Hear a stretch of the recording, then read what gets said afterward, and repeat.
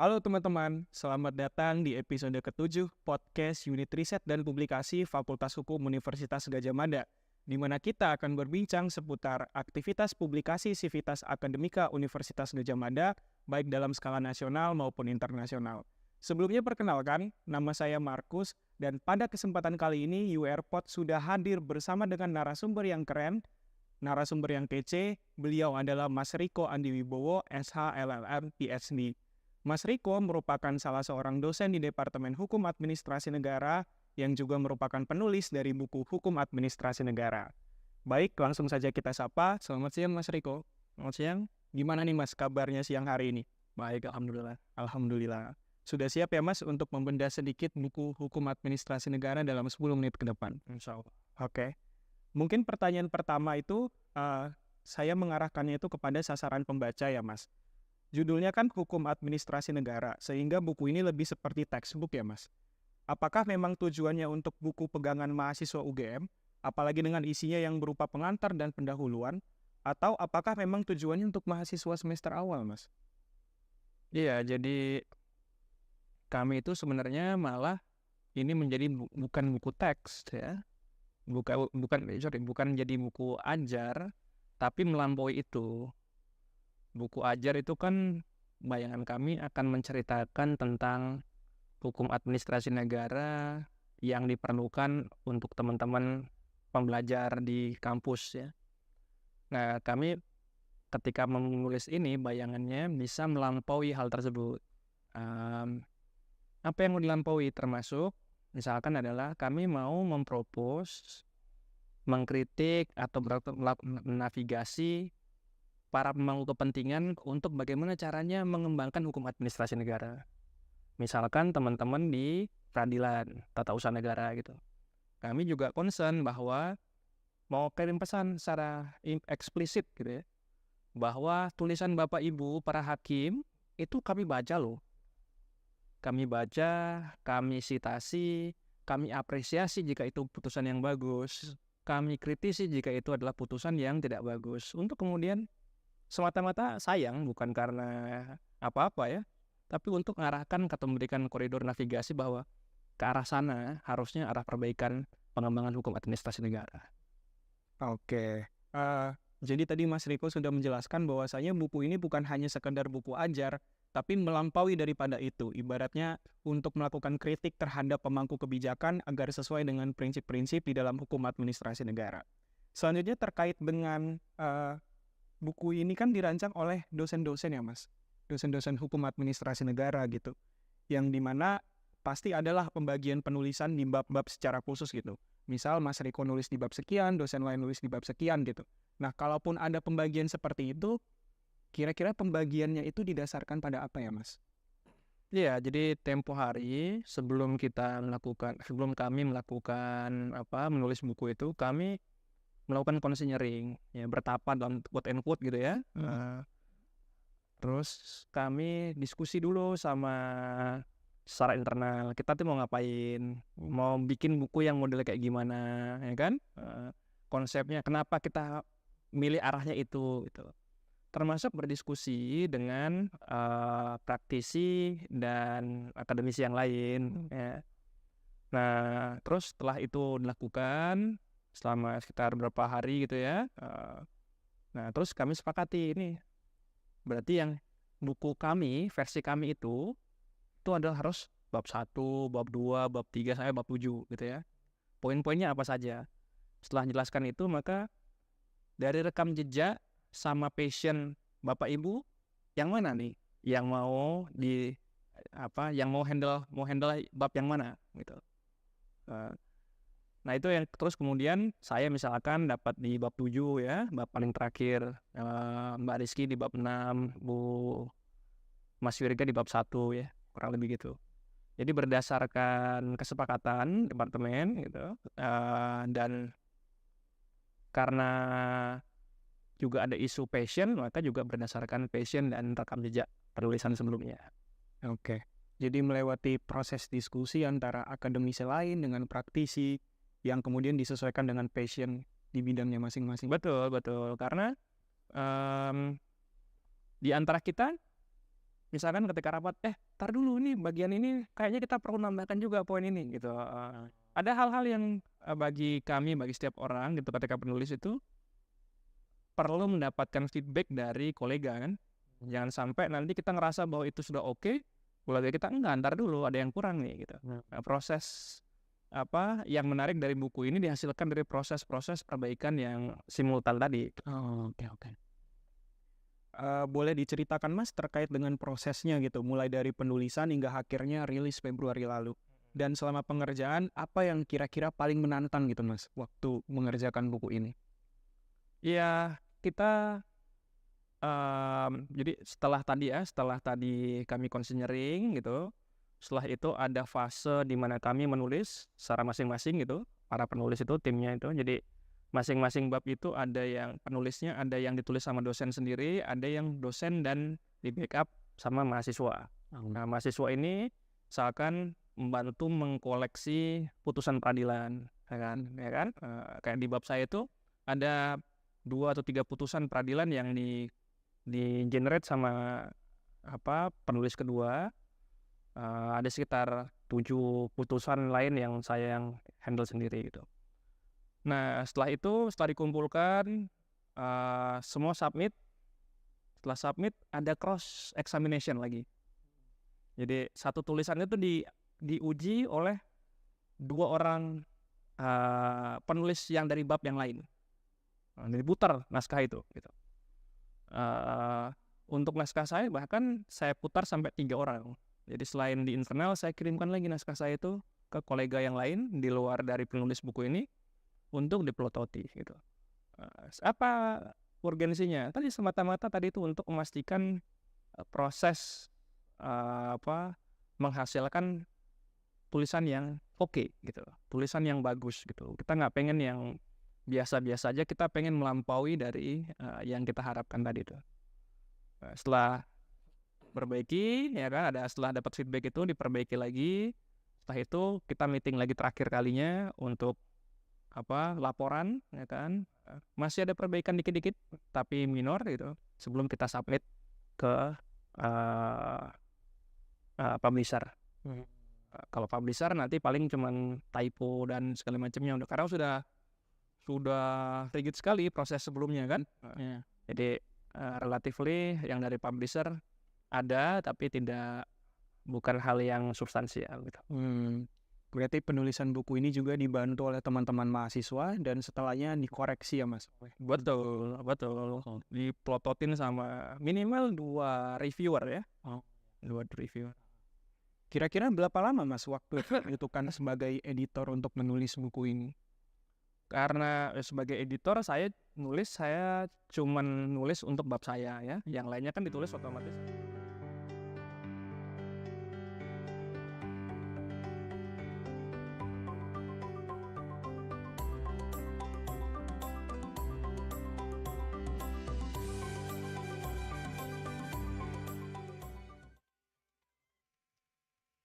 All right, good afternoon, honorable speakers and attendees.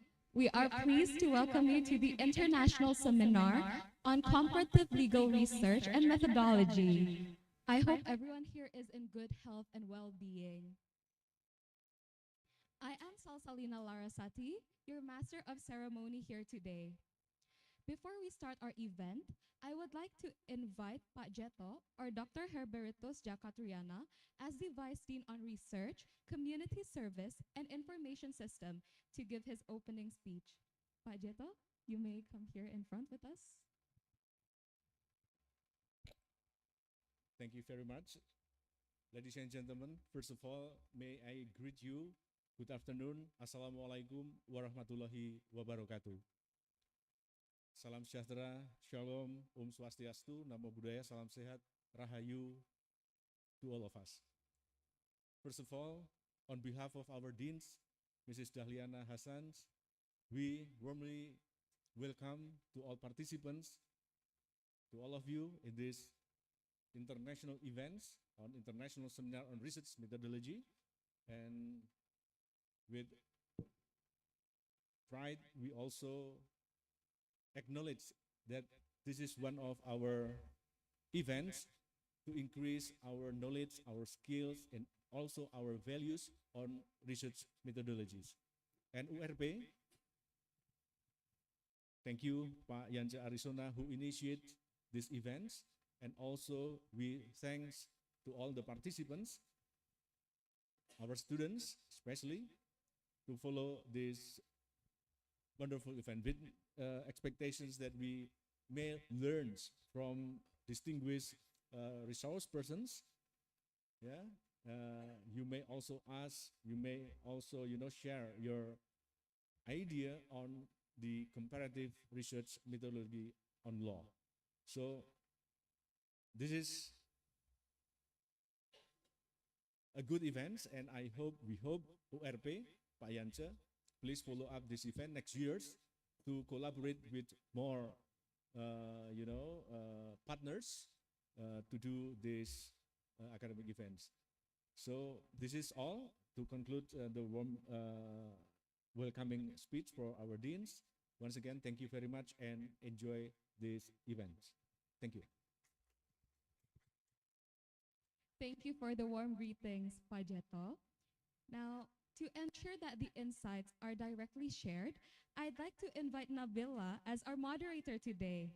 Nabila is an undergraduate student at the Faculty of Law, Universitas Gadjah Mada, majoring in administrative law. Alongside academic work, Nabila serves as a staff member in the Publication Division of the Research and Publication Unit at Faculty of Law.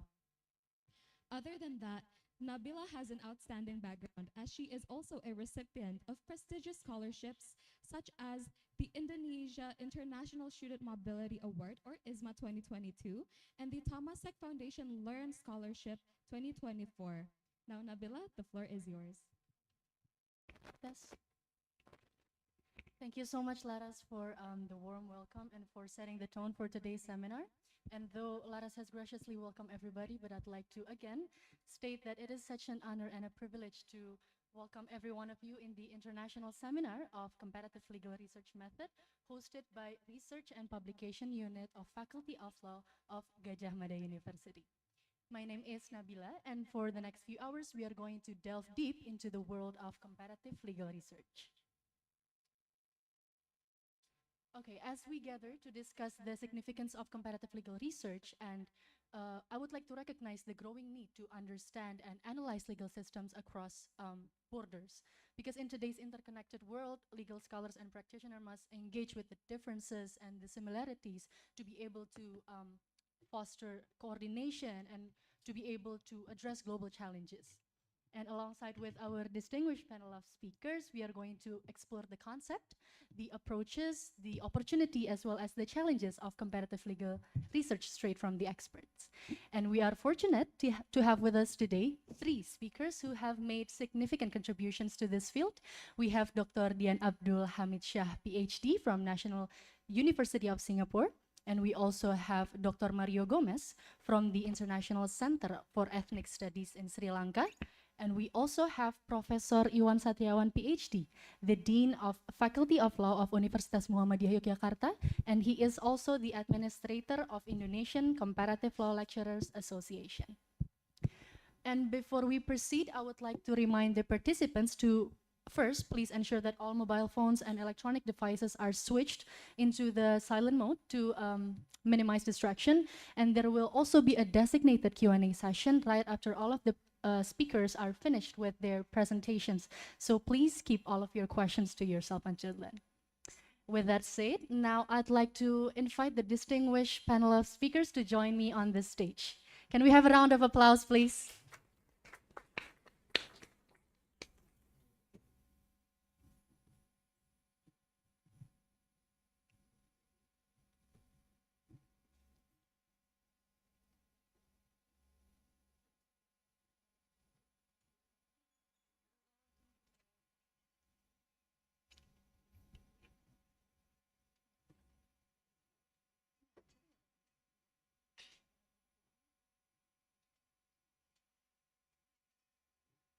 Okay. Now, I will take the liberty to introduce our speakers. First of all, the first speaker would be Dr. Dian Abdul Hamid Shah, PhD. She is previously a research fellow of the Center for Asian Legal Studies and a senior lecturer at the Faculty of Law, University of Malaya, where she taught constitutional law. She completed her LLM and SJD degrees at Duke University Law School, and prior to that, she graduated with an LLB from Warwick University. Her research interests span the fields of law and religion, comparative constitutional law, and human rights, and her work focuses on the interaction of law, religion, and politics in plural and divided societies. She is the author of Constitutions, Religion, and Politics in Asia, Indonesia, Malaysia, and Sri Lanka that was published by the Cambridge University Press in 2017, and also the co-editor of a volume on law and society in Malaysia, Pluralism, Religion, and Ethnicity that was published by the Routledge in 2018. She has also published in the International Journal of Constitutional Law, Oxford Journal of Law and Religion, and also the Indonesian Journal of International and Comparative Law. She serves as the deputy editor of the Asian Journal of Comparative Law, or ASJCLs for short, and the editor of the ASJCL's special issue on religion and constitutional practices in Asia. And after Dr. Dian, we'll have Dr. Mario Gomez. He is the executive director at the International Center for Ethnic Studies, an independent think tank in Sri Lanka. He has a doctorate in law and over 30 years of experience in academia, human rights, and conflict transformation. He was previously a lecturer at the University of Colombo, where he taught public law and legal theory. He was a postdoctoral fellow at the Kennedy School of Government and a member of the Law Commission for Sri Lanka for 10 years. He has published in the areas of public law, human rights, and gender equality and transitional justice. Recent and forthcoming publications include Constitutionalizing Economic and Social Rights in Sri Lanka, where he was the co-author, and Keeping Rights Alive, Reform and Reconciliation in Post-War Sri Lanka, and also Constitutional Change and Institutional Resilience in Sri Lanka. Next up, we also have one of our alumni. Welcome back to FH UGM, Prof. Iwan. Prof. Iwan Satriawan, SHMCL PhD, is the Dean of the Faculty of Law, Universitas Muhammadiyah Yogyakarta. He completed his undergraduate law studies from the Faculty of Law, Universitas Gadjah Mada, and his master's and doctoral studies at the International Islamic University of Malaysia. Prof. Iwan is the administrator of the Indonesian Comparative Law Lecturers Association, and Prof. Iwan has written many books on comparative law in Indonesia, especially related to constitutional law. Now, to kickstart the seminar, I'll hand over to Dr. Dian to address the design, methodology, and challenges of researching and teaching comparative law in Asia. The stage is yours. Thank you very much, Nabila. I believe there are slides that I've sent over.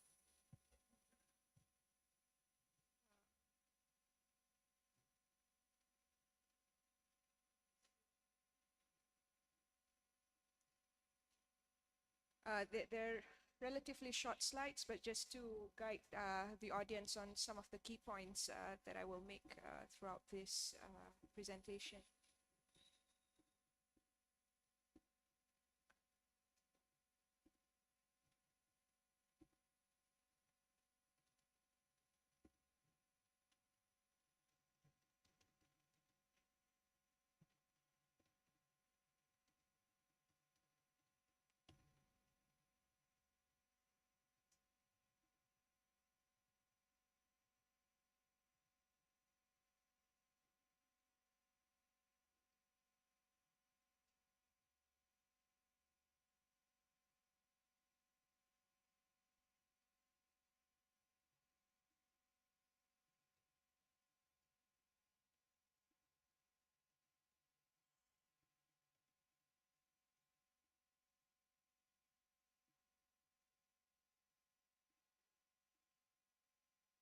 Sometimes technology doesn't work. So we have to trust humans and not artificial intelligence.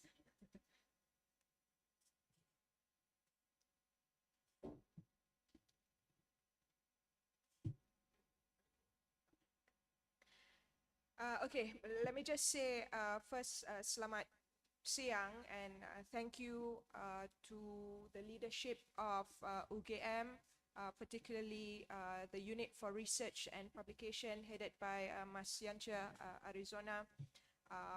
Also my good friend here who's not here, Mas Herlambang, lecturers and also students who are present here today. Thank you for your efforts of putting together this international seminar and organizing everything so meticulously. I initially proposed for myself to talk about comparative law teaching and research.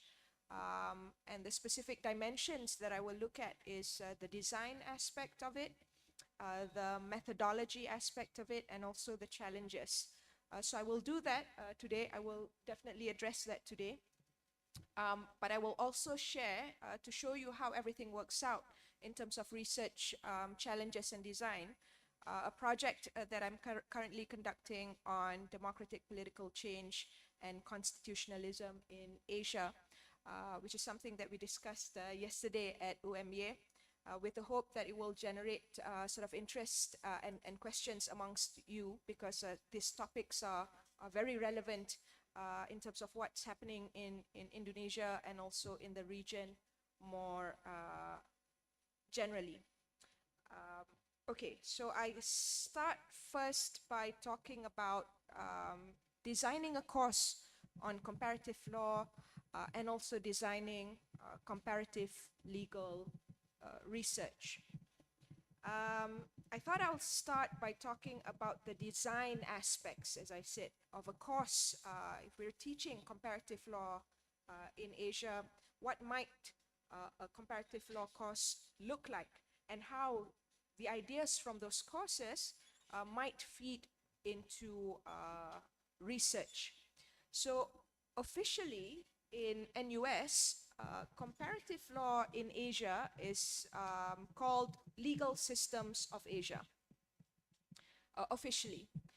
But as I tell my students, I take a comparative law approach to it, and I call it unofficially comparative law in Asia.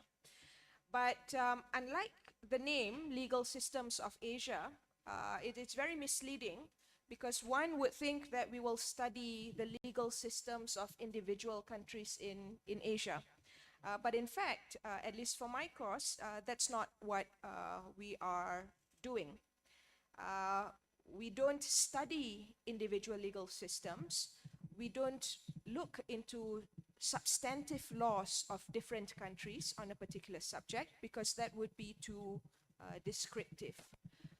So in designing this course, what we have done is to look at issues, themes, or topics that would cultivate a specific set of skills among students when they go on to become comparative lawyers later on in their careers. So these skills include analytical and critical thinking skills, encouraging them to think outside the box in problem solving, and more importantly, the ability to apply and see the relevance of specific concepts in real-world scenarios. And the objective of this really is to build awareness and understanding of how law operates in the legal, social, and political contexts that we might find ourselves in. Because I at least believe that when we study law, it's not enough to just study law on the books, but law has so much relevance, and it is in fact shaped by social and political conditions on the ground. And with that sort of awareness and understanding, I think it helps us as lawyers to communicate with and to understand our stakeholders and clients when they come with their legal problems. We don't just talk about clients in the sort of commercial and business sense, but as lawyers, we will need to address issues at state levels, for instance, and in that case, our stakeholders will be the government and the public at large. So in short, what this course that I've designed is going to help students do is to think like a lawyer, but in a variety of situations and shoes, if you were to put it that way. They could come at it from the perspective of an in-house counsel or lawyer.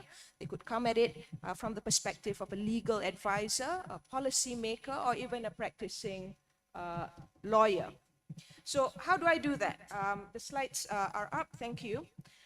There are three parts to the course, comprising a mix of conceptual and thematic issues. The first portion of it is to understand and study the major legal traditions in Asia. So that would be the common law tradition, the civil law tradition, the Islamic tradition, and also the Confucian legal tradition, which is prevalent in East Asian countries such as Korea, Japan, Taiwan, Hong Kong, and China. So that's the first portion of it. The second portion of it, which I will address in a moment in my presentation, is comparative methodology. And here we look into how we can distill legal problems using what I call the functional equivalence method. And within this conceptual part, the second part of the course, we will look also into issues of legal pluralism and legal transplants, both of which are important in Asia because a lot of our laws, if we think about it, are transplanted from one jurisdiction to another, even if it is not intentional. We do take our laws and legal understandings with us as we move across jurisdictions. And legal pluralism obviously is key in understanding how law and society works in Asia. And the third part of designing a course on comparative law is to look at thematic issues that revolve around the question of how law builds the legal system and interacts with the society. So there is a significant portion of a socio-legal or law and society approach to this course, and I think this is important in comparative research design as well. So the key here is this. By exposing students to these concepts and issues, the hope is that they will expand their argumentative and analytical abilities. Firstly, to understand the underlying philosophies or assumptions of different legal traditions, so that later on in practice, when they do encounter clients or stakeholders from other jurisdictions, they have a sense on how to communicate with people from other legal systems, how to approach, how to use the legal lingo that is appropriate across jurisdictions. And that will train students as well to have some flexibility in legal thinking. Because the key idea in comparative methodology is that for every legal problem, there is more likely to be more than one solution. So this is something that we need to be keenly aware of. And in turn, this will encourage comparative research and studies that are contextually and empirically grounded. And I think this is very important in the context of Asia. So in terms of research design, as I mentioned, there are a few things that are important for a strong comparative research. The first is the ability to identify patterns of similarities in legal problems, as we will see in a moment when I explain my research, and also there is some synergy with what Mario will present in his research. The second is identifying context, both contextual factors that are similar as well as contextual factors that are different. And finally, identifying what exactly are we investigating in this particular research project and how we are going to pursue it. We could pursue it in terms of the sort of traditional doctrinal black letter law approach. We could pursue a research project that focuses only on case laws coming out of courts, or we could focus on institutions as what Mario and Pak Iwan do in their research as well. And also to think about whether there is value in approaching your research from an interdisciplinary perspective, a socio-legal approach, or an approach that incorporates perspectives from political science disciplines as well, or philosophy for that matter. So certainly what I can share is that at the National University in Singapore, there is a good amount of encouragement from the Central University that we begin to look at law from an interdisciplinary perspective. Next slide, yes.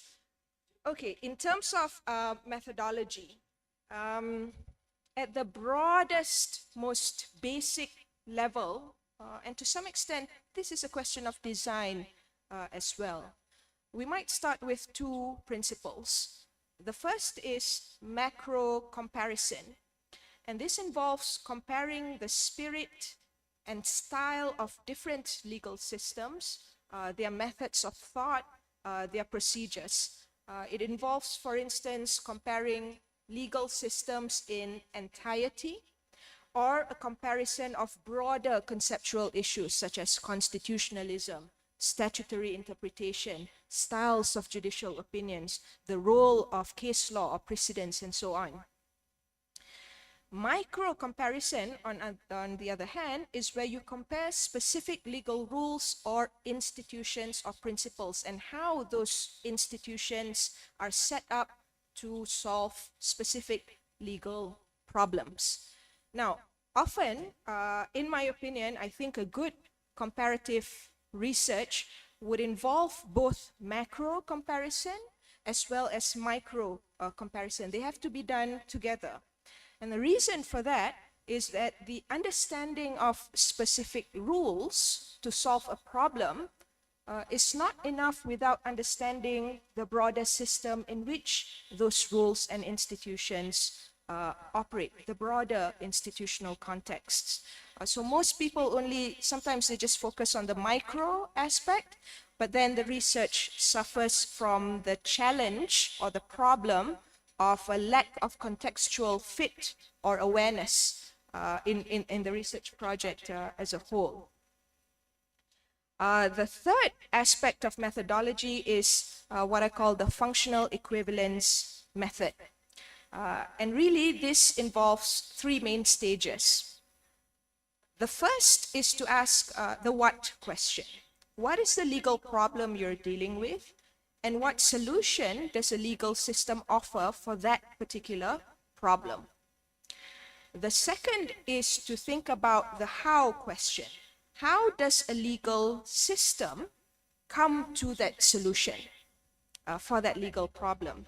And to answer this how question, we need some understanding of the legal tradition and the political context in which that particular jurisdiction work in.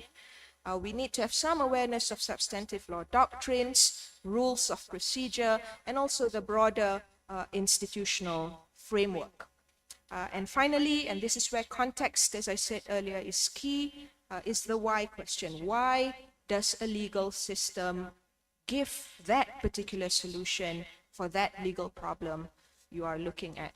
So what we're trying to do in all this really is to find functional equivalence, right? Because the idea is this: you face essentially similar legal problems across different jurisdictions, and those problems may be solved by different means or mechanisms that perform the same function of addressing that particular issue that you're looking at. They might not necessarily lead to identical results, but at least at the level of solution, they perform the same function of resolving or addressing that issue you are looking at in your research. So to put it in another way, in shorter terms, all legal systems, all jurisdictions, we essentially face universal problems: constitutionalism, as you will see in a moment, the issue of constitutional reform or constitutional change. But in different legal systems, the institutions are contingent, they are contextual, specific to the histories and the development of that particular jurisdiction. But they can still find solutions to their problems by different means. Next slide, please. So I think it's obvious by now that one of the key challenges in performing comparative research is understanding similarities and differences in their own contexts. And I think this is a big challenge for comparative lawyers, because we need to strip ourselves of our biases from our own experience and our own legal systems, and be open to various ways of approaching a legal problem without necessarily seeking to replicate solutions in other legal systems. And this last point that I've just made will be quite important, I think, in thinking about some of the constitutional issues that we have faced in Asia as a region. The problems are similar, solutions might be different, but also in thinking about further solutions, personally, I do not think that we can replicate exactly how things are resolved in one country and bring that sort of word forward in another country. So I'll now turn to my own work on democratic political change and constitutionalism. And the essence of this research is a study on how, based on the experience of various Asian countries, constitutional change can advance democracy or debilitate or obstruct democracy. So firstly, in terms of similarities, choosing the case studies. In my own work, I have 5 countries that I'm looking at. Malaysia, Indonesia, Sri Lanka, Nepal, and Thailand. These are essentially similar in the sense that they are fragile democracies. They have undergone significant political change from an authoritarian regime or a hybrid regime to a democracy, but they're also still in this process of building and consolidating their democracy. So in order to contextualize the experience in these countries, the second question that I ask myself is this: what are their starting points, these 5 countries? What's the background? So I'll give you some numbers. Next slide, please. Since the late 1990s, at least maybe starting from 1997, at least 7 to 8 countries in South Asia and Southeast Asia have experienced democratic political change, while elsewhere in the world there is a decline in democracy. So we're talking Thailand in 1997, Indonesia 1998, Nepal 2008, Myanmar 2015, Sri Lanka 2015, Malaysia 2018. And then to build and consolidate their democracy, you can see that timeline here on the slides showing changes in regime across Asia. To build and consolidate their democracy, typically countries would engage in some kind of formal constitutional change. And standard prescriptions would include enhanced or strengthening a Bill of Rights. They would limit executive power. They would strengthen rule of law institutions such as courts. And they would also set up or institute other checks and balances institutions such as the Electoral Commission, the Human Rights Commission, the Anti-Corruption Commission, and so on, or what in scholarship today is known as fourth branch institutions. And these are commitments to democracy. So where are these countries now, today, at this moment? Despite changes formally in the constitution, you are well aware of what happened in Indonesia between 1999 to 2002. Thailand, for instance, in 1997, they wrote a new constitution. Nepal also wrote a new constitution in 2015. But right now, Myanmar, it's gone back to a military government. Thailand, some kind of hybrid regime. Sri Lanka, Malaysia, Indonesia, and Nepal, I would say weak democracies or weakening democracies. And we'll talk more about that in a moment. Now, the third aspect of this research, in terms of sort of trying to bring together the similarities in patterns, is to look at how democracy has been eroded in these 5 countries. how have assaults against democracy been carried out? So there are two aspects here. There's a descriptive aspect to it, as well as an analytical aspect.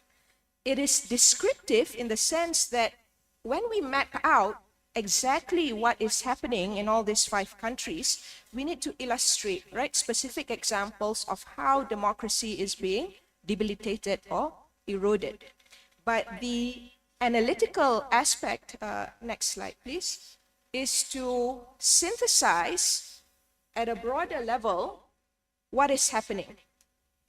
So I'll say first here that what I've done is to synthesize the patterns of assault, and I categorize them into 3 main modalities: consolidation, dissolution, and repression. So consolidation is about accumulation or arrogation of power. It's a process where most of the time it's the executive, but not only them. Power is accrued, secured, and extended for the long term.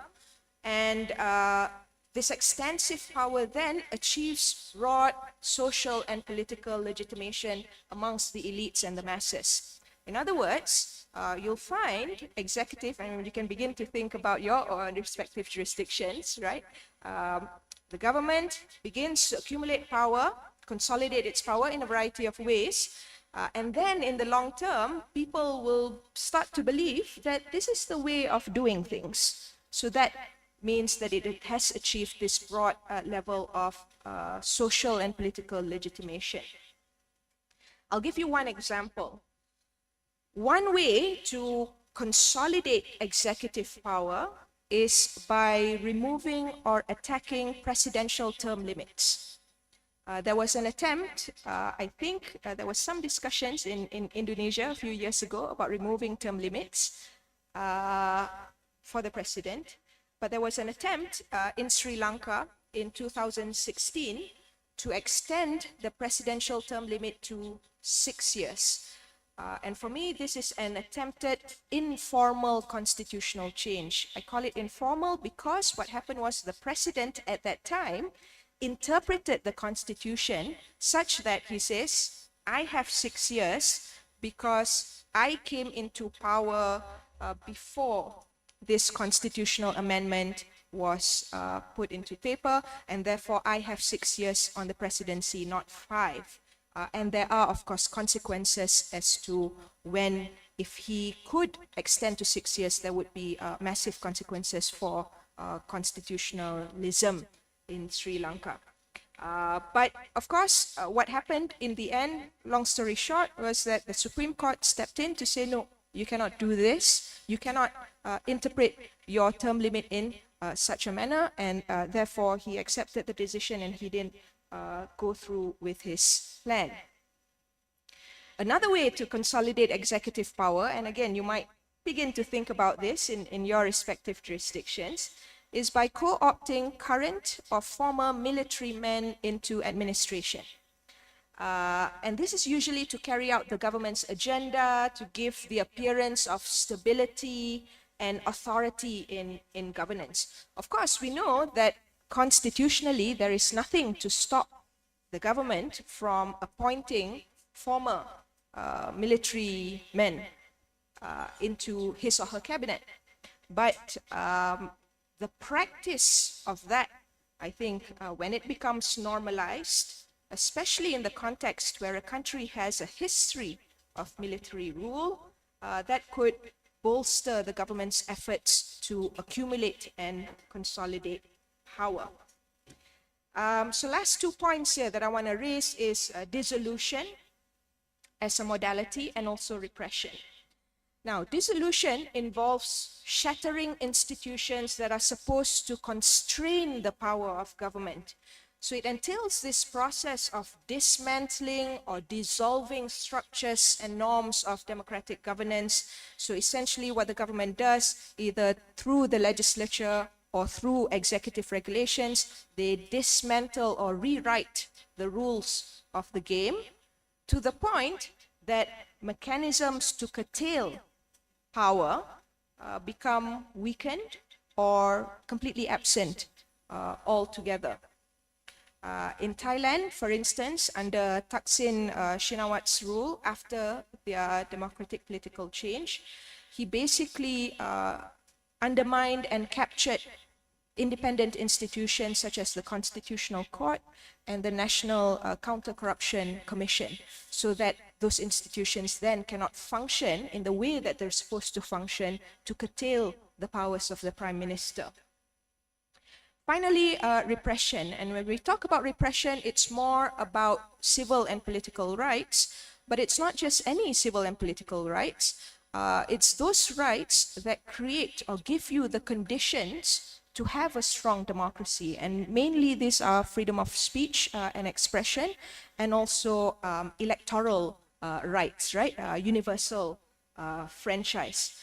So these repressive tactics, typically they would focus on citizens and political opponents, with some support from other political elites as well. So you stifle the development of conditions that could support democracy. So some examples that we've seen from all over Asia include suppressing key opposition politicians through gerrymandering. You rewrite the electoral boundaries in a way that advantages the status quo. In Thailand, just last month, the Constitutional Court dissolved the political party that won the biggest number of votes and seats in parliament. So that party no longer exists now, even if they won big in last year's elections. The chair of the party, I believe, or the key political actors in those in that party have now been banned from politics for, I think, at least 10 years. And also, I think 3 weeks ago, the Constitutional Court removed a prime minister from office on the basis that the prime minister appointed this one particular person as a cabinet minister, and that appointment was unconstitutional. So the prime minister was removed from office by the Constitutional Court. So again, this is one instance of informal constitutional change happening, not through the executive, not through the legislature, but the courts themselves who are engaging in this process of undermining democracy. So just to close, reflecting on some broader patterns on what we're seeing here in Asia, and this is, I think, where comparative research becomes important. First, we see across Asia that there are multiple ways in which democracy can be attacked. And as students of law and the Constitution, I think it's important to recognize and be aware of this, because nowadays these anti-democrats, they're very smart. They're very savvy, and they're also very subtle. The mechanisms of attacks vary, and they do it quietly, incrementally over a period of time, so that you don't even realize that it's happening until one day you wake up and realize that your democracy is no longer a democracy.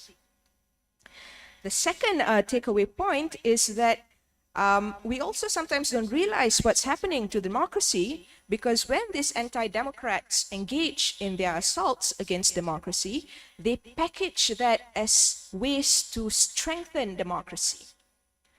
And also they legitimize it under some kind of democratic principle. This is what certain scholars have called abusive constitutionalism, or even abusive judicial review. They package it to strengthen as means to strengthen democracy, but the precise impact is exactly the opposite. And finally, I think we have to realize that now the sources or the actors of democratic erosion, it's not just one single person, it's not one single institution like the executive. It could be a few individuals, a political oligarchy, for instance, working together to dismantle democracy. It could be a few institutions working together, such as the executive and the legislature. So again, they come under the guise of having democratic legitimacy because we were voted in by the people and therefore we can do these things. But you won't realize it often until it's too late. So on that kind of negative note, I will end my presentation, and we can have more to talk about later. Thank you. Okay, thank you so much, Dr. Dian. Round of applause, please, for that insightful presentation. It has surely given us some food for thought, especially the last few keynotes that she stated regarding that anti-democrats operates very subtly, very quietly, very slowly, and it's called academically abusive constitutionalism, and they package it in ways to strengthen the democracy. That sure is a food for thought, and there are some key points that we can take and we can discuss later during the Q&A session. But until then, we will hear from Dr. Mario Gomez, who will present on constitution making after violent conflict, lessons from Sri Lanka. Without further delay, Dr. Gomez, the floor is yours. Selamat siang, terima kasih. It's a pleasure to be here. Thank you very much for the invitation. And I look forward to an engaging discussion this afternoon. So I want to use Sri Lanka as an example to maybe address 4 or 5 issues of constitutional design and constitutional reform that perhaps have an applicability across Asia and maybe in other countries of the global south as well, like Africa and Latin America as well. The sort of 3 broad questions I want to pose to you are, what role does constitutional design, constitutional making have with regard to societies that are plural and diverse and consist of different ethnicities and religions and other social groups? Can constitutional design actually manage ethnicity and religion and religious diversity? So that's one question. The second question is, how do societies that have been through violent conflict deal with the extraordinary violence of the past? So if you look at countries like Sri Lanka, Timor-Leste, Argentina, Peru, Chile, and so on, they went through extraordinary periods of violence. And then there was a transition from dictatorship to democracy, or from war to peace. Now, what do you do with these conflicts? Do you sweep it under the carpet, or do you try to use law and constitutional reform to try and address some of the questions of the past? So that's the second question I'd like to throw to you, and I want to discuss this with you. The third question is, how do you strike a constitutional equilibrium or a constitutional balance where a single institution, whether it's the legislature, the courts, or the executive, does not dominate the other institution? How do you find that perfect sort of balance in a constitution? And it's an issue, I think, that's of relevance to Indonesia. It's a question that's of relevance to all societies in the global south. How do we find the sort of perfect balance? So I want to use the Sri Lankan example to kind of talk about 4 or 5 constitutional issues against the backdrop of these 3 questions. I want to start my story really with the social protest movement of 2022 in Sri Lanka. And I don't know whether many of you would have seen this in the news, but in 2022, Sri Lanka went through a sort of unprecedented economic crisis. There was no cooking gas, there was no fuel, there were long power cuts and so on. And basically the foreign currency reserves dropped so sharply that the country could not pay to import these basic necessities. Now what this did was it gave rise to a spontaneous social protest movement across different ethnicities in almost all parts of the country. It started with teachers and sort of farmers, and then spread to the cities where even the elites, with sort of very extremely wealthy people came out onto the streets and protested spontaneously for a period of about 3-4 months. This was also during the holy month of Ramadan, and we've had Muslims, Tamils, Sinhalese sometimes come and break fast at the protest site in Colombo. So it was very powerful and very moving scenes. This led initially to the resignation of the Prime Minister. And then the protest movement continued for about 2 months, and finally the president resigned. He fled the country. He first went to Singapore, the Maldives, and then Thailand, and submitted his resignation from Singapore. So a social protest movement, a spontaneous social protest movement straddling a number of different religions and ethnicities, was able to force the president to resign from his position. In terms of the constitution, we had to have parliament elect a successor, and his successor was elected by parliament to serve the remainder of the term. Now, one of the main demands of this social protest movement was to abolish the presidential system. In 1978, Sri Lanka, unlike some other South Asian countries, adopted a presidential system. So modeled very much on the French system, modeled on the US system, but much more powerful. So the president was head of state, head of government, head of the armed forces. He or she enjoyed blanket immunity, so he could not be prosecuted while he was in office. And he or she could arrogate to himself or herself any ministry. So they could be Minister of Defense, Minister of Foreign Affairs, Finance, Economic Growth, and so on. And they had a huge amount of powers. They could also dissolve parliament after a year, even though you had a democratically elected parliament. So an enormous number of powers beyond what the French president has or what the US president has. Since 78, there have been two significant amendments. One is that the presidential term has been reduced to 5 years, unlike what Dian spoke about. Secondly, there is no blanket immunity, and now he or she can be prosecuted for his official acts in a court of law by way of a fundamental rights application. There's also a limitation on dissolving parliament. Now parliament cannot be dissolved till 2.5 years of its term, so half its term. So three significant limitations on what was a very strong presidential system at that time. So this, I think, raises a very important question, which we were discussing last afternoon. Which system is better? A sort of presidential system or a parliamentary system? And if you look at a lot of the common law world, a lot of the countries that were British colonies, like India, Pakistan, Bangladesh, and so on, they adopted parliamentary systems. And even Sri Lanka had a parliamentary system till 1978.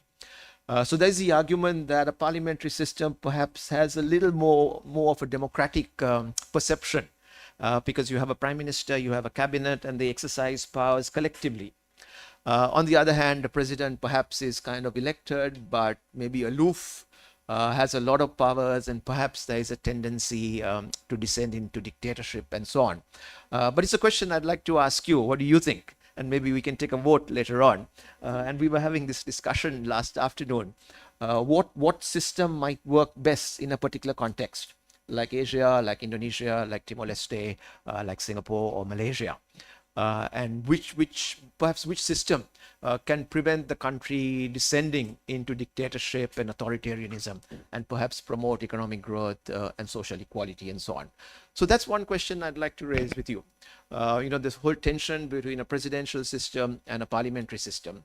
My own view is, at least for Sri Lanka, we should jettison, we should remove the presidential system. It has failed in Sri Lanka. It was introduced in 78 to bring political stability, to promote economic growth and so on. But we've had some of the worst political violence in 100 years in the 45 years of the presidential system.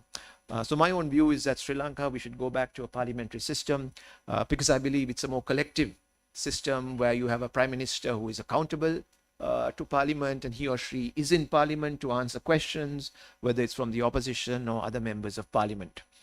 So that's one issue I want to raise. I think the other issue relates to the role of the courts. And I know in Indonesia you have the Constitutional Court. You now have 20 years of the Constitutional Court, if I'm correct. I believe the first 10 years were very progressive, but then the second 10 has perhaps been a little more problematic. Now, again, in many common law countries, we don't have a Constitutional Court. Although there's been a huge increase in the number of constitutional courts globally, in Latin America, in Chile, in Brazil, also in South Africa, which has a common law tradition. But South Africa deliberately chose to establish a constitutional court and a Supreme Court because they wanted a complete break from apartheid, and they felt that the court would play an important role in transforming these social relations. So here again, I think there is a tension. Does a constitutional court, is it a better option to have a constitutional court, or should you use the normal regular courts to address constitutional issues? When Nepal was drafting its constitution in 2015, they decided not to have a constitutional court and instead set up a constitutional bench within the Supreme Court to address constitutional questions. So is that one way of doing that? In India, the Supreme Court of India kind of decides constitutional questions. You have the high courts, which also deal with constitutional issues in India. In Bangladesh, again, it's similar. They have a high court which deals with constitutional questions. Pakistan too, it's a Supreme Court that deals with constitutional questions. So again, one of the issues is if you have a dedicated constitutional court, perhaps with expertise in constitutional issues, is there a better way of handling constitutional disputes than placing this jurisdiction, than placing this burden on the Supreme Court or the regular court, which perhaps has to deal with family law matters, commercial matters, investment disputes, and so on. So sort of going forward, if you want the constitution to work, is it a better option to have a constitutional court that's dedicated only to addressing constitutional issues? In Sri Lanka, this has also been proposed, even though now we only have the Supreme Court that deals with constitutional issues. And one of the arguments is that the Sri Lankan Supreme Court would be better served by having political scientists, sociologists, anthropologists, and so on to decide constitutional questions. And constitutional questions are not only legal questions, they straddle a number of different disciplines, and perhaps a diversity on the court in terms of your background might help in addressing questions relating to diversity and social and economic opportunity and so on. So again, I'm posing this to you to ask you, what do you think? If you have the option to say redesign Indonesia's constitution, would you go back to a separate court, or would you continue with the constitutional court going forward and perhaps make a few changes to strengthen its power and its independence? The third issue I want to address really relates to federalism or autonomy or power sharing. And I'm talking about this in the context of multi-ethnic societies, diverse societies, plural societies, where perhaps you need to share power with different ethnic groups. If you look at India, some scholars argue that why India, such a diverse country as India, with so many ethnicities and religious groups, has held together for about 75 years as a single country, is because of the Indian version of federalism. They have what's called linguistic federalism.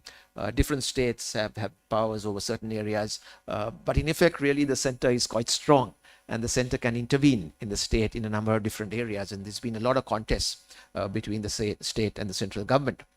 Now, when you have such diversity, whether it's in Indonesia, in Sri Lanka, even in Malaysia, how is it possible to use the idea of federalism or autonomy or power sharing to try and resolve disputes that might arise between the central government and minority groups that perhaps have a majority in a particular area, like say Sabah and Sarawak, for example? So is federalism an answer? And basically federalism, the essence of federalism is shared rule in some areas. So you come together to deal with foreign affairs, taxation, finance, maybe foreign policy, and so on. And in other areas, the regions have autonomy or power. So perhaps over education, healthcare, access to water resources, maybe local taxation, and so on. The regions would be able to generate their own resources. And you try to strike a balance between shared rule and self-rule in the hope that you can achieve social harmony and constitutional balance. Federalism also need not be symmetrical. You don't have to give equal powers to all regions. You can also have asymmetrical federalism, unequal federalism. So like Spain, for example, if you look at Catalonia, Catalonia has more powers than some of the other regions in Spain because for many years, it's been demanding autonomy and power sharing and so on. So in Indonesia, I believe you have a strong system of local government, if I'm correct, and you're having elections fairly soon for regional government. So how do you strengthen your local government or provincial government systems to ensure that minorities can perhaps exercise certain autonomy in those areas in which they are a sort of majority?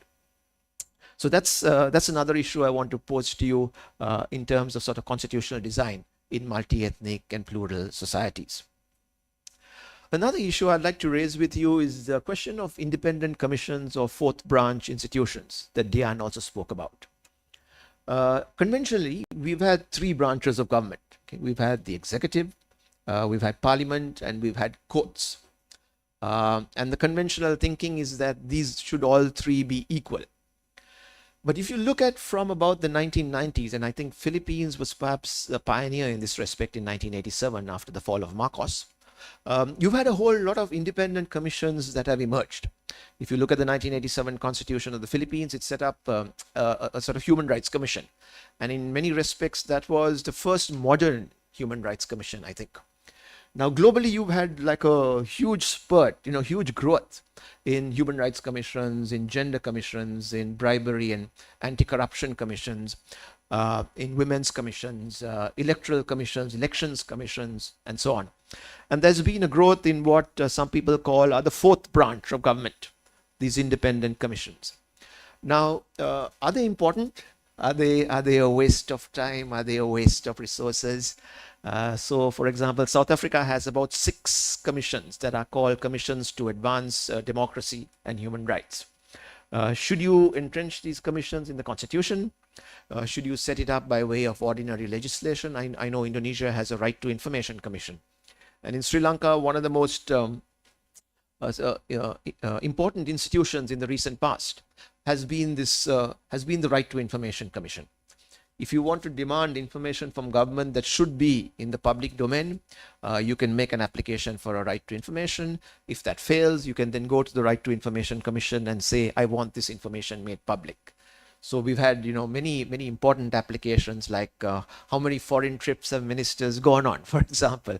What are the resources you pay? Did you fly business class or did you fly economy? And so to try and understand how government resources have been used.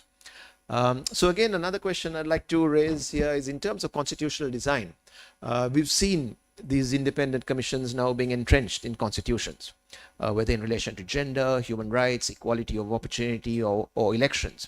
And what role do they play in a constitutional structure? In Sri Lanka, we've just come out of a very important presidential election. So we had an election on Saturday. And we have elected a young person, 55-year-old person, a sort of anti-establishment man. One would even say a radical person. He comes from a party called the JVP, the People's Liberation Front, which on 2 occasions used violence to try and take over state power in 1971 and then again in 1987 and 89. So his background is, quite sort of radical, even though he wasn't directly engaged in violence. So very anti-establishment figure. They have only 3 members in sort of parliament. So what he's done is he's formed a 3-member cabinet. And they've assigned various ministries amongst the 3 of them. And they're now going to govern till they have a general election next month on the 14th of November. So in that election, I say significant election because the Elections Commission, which was set up by way of a constitutional amendment in 2022, played a very important role in ensuring that the election was free, fair, and even the campaign by the different presidential candidates did not try to exploit religion or ethnicity or any of those divisions, but rather the focus was on the economy, on corruption, on reducing government wastage, and so on. So fairly clean campaign, clean election. And, hats off to the Election Commission that played a really very important role in ensuring that there was no election violence or no sort of partiality shown to any of the candidates. So that's a sort of another question when you're talking about ensuring balanced constitutional government, when you're talking about dealing with human rights and ethnic diversity. What role can these different commissions actually play in the constitutional structure? Then perhaps another question I'd like to float by you is on the electoral system.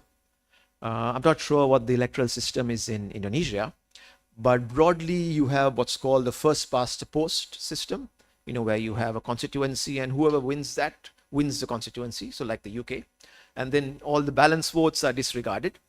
Then you have the proportional representation system where the courts, the sort of votes are counted proportionally to each candidate's win in a way. And then you have what's called the mixed system, which operates in Germany and New Zealand, where you try to match the first past the post constituency system with proportionality, and to ensure that the number of seats a party gets is in proportion to that party's votes it receives. So that's called the mixed system. I'm not sure what the Indonesian model is, but perhaps that's also something to talk about when you're looking at ethnic diversity and so on.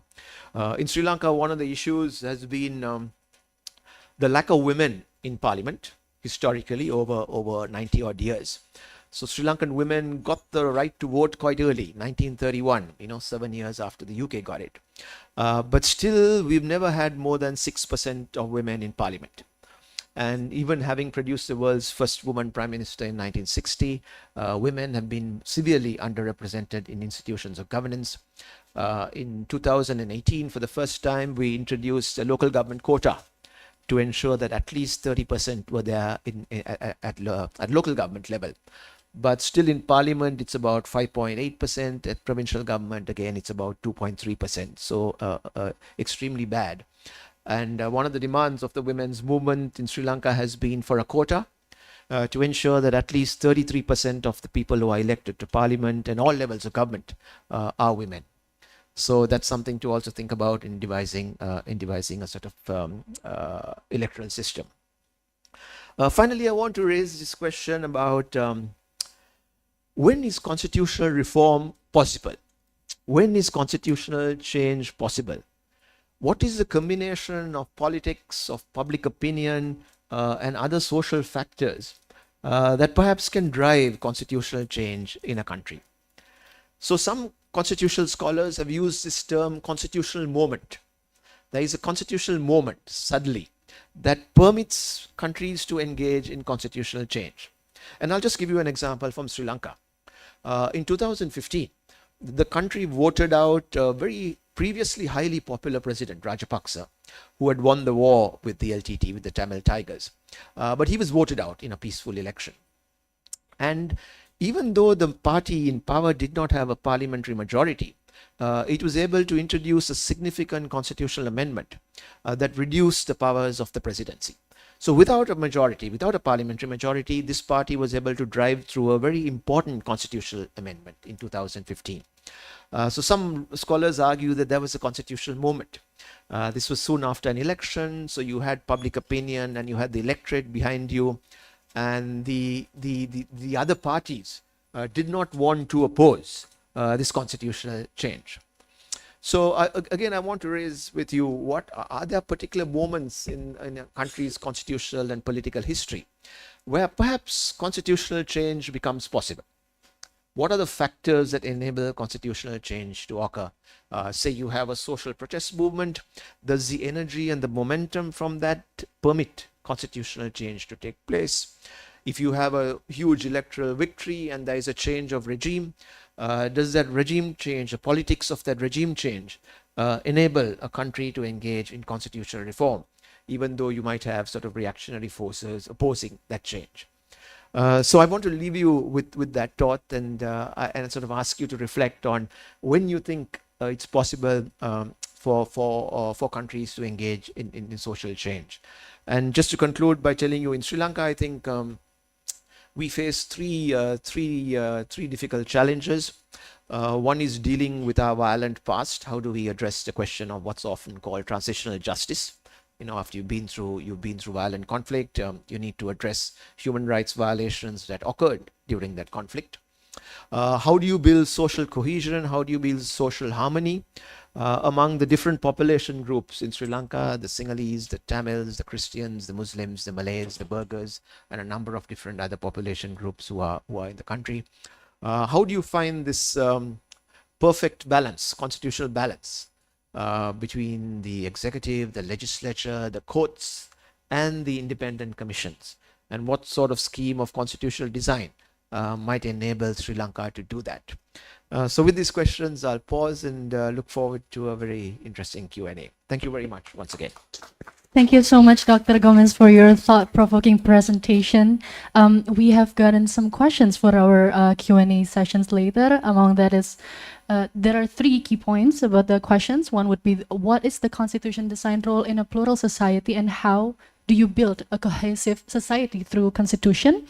And the second one would be, how can the countries that went through violent past address that in their constitution or law and regulations? And the third one would be, how to get to constitutional equilibrium and how to find balance so that one power does not overpower the other. Thank you so much, Dr. Gomez, for your presentation.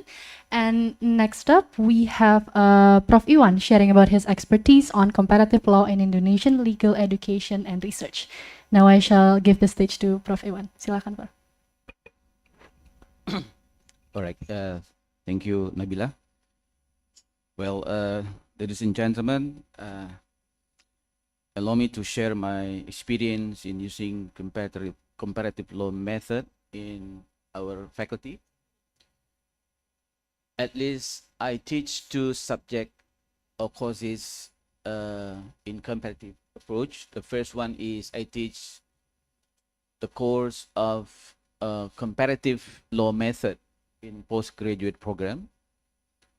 And the second one, I teach also the subject of comparative constitutional law in our faculty in bachelor law program.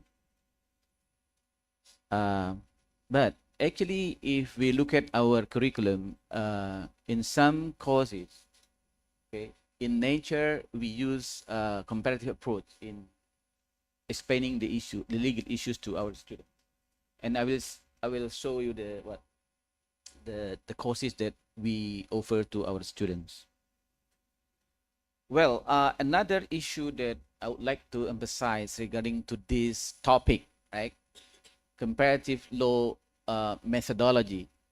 Why this issue is important? Because my experience, I won research grants for 7 times from the Ministry of Higher Education because in the proposal, research proposal, I use the comparative approach. I don't know why this proposal won the grants from the Ministry of Higher Education, but I guess one of the key points why I won this grant, research grant, because the method that used in the proposal is use the comparative approach. This method give me an opportunity to do what we call collaborative research. So therefore, I can go to Taiwan, South Korea, Germany, Spain, Malaysia, also to see how the different legal system works in particular issue. Okay, and within 10 years, brother and sister, within 10 years, I focus my roadmap of research on constitution and democracy, but focus on the role of the constitutional core of Indonesia in consolidating democracy. And in that sense, I also try to compare the issue from other experience of South Korea, Taiwan, Germany, and some other countries. So that's my introduction. Maybe I will skip my slide because Dian has delivered my slides. Yeah, because maybe we read the same reading material when you talk about the macro comparison and also micro comparison. I'm sure that we read the same book, right? Same. So this is the outline, brothers and sisters, the introduction, the meaning of comparative law studies, the aim of comparative law studies. I will try to make it short. And number 5, the approaches of comparative law studies. And I will try to speak longer in this point. Number 6, how we adopt these comparative law studies in our legal education and research. Okay. All right. I will start my presentation by quoting the very famous statement by Gustav Redbrock. I'm like debater in student. Gustav Redbrock state in his book, right, Comparative Law Studies, sciences which have to busy themselves with their own methodology are 6 sciences. Okay, maybe we can equal to what the psychologists say, that people who only stay with their own communities, these guys, this can be can have what we call is intellectual inbreeding, because they only talk to the same perspective, right? The same person in one communities, and the scope of the thinking only with the same way of thinking. But if you try to go out from your communities, you go to Yogyakarta. I'm from Padang, and I moved to Yogyakarta. I met people with different origin, different ethnic. They have different tradition, right? They have different way of thinking. And at the same time, I look at myself. In which part that I have weaknesses? How about the Japanese culture? Okay, the Sumatranese like me, the Eastern people, they cannot control the temper, right? Okay, is it correct?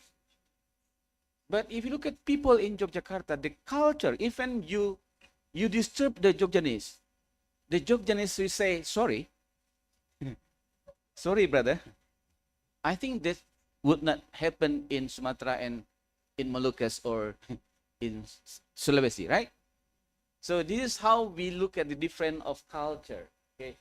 And you can imagine the different legal system that we use, and it will be very interesting for us. That's the first point. The second one is, to some extent, a country may have problem with their own legal system, right? Which create deadlock. Sometimes you get stuck in your mind, right? You get confused. You don't know how to do.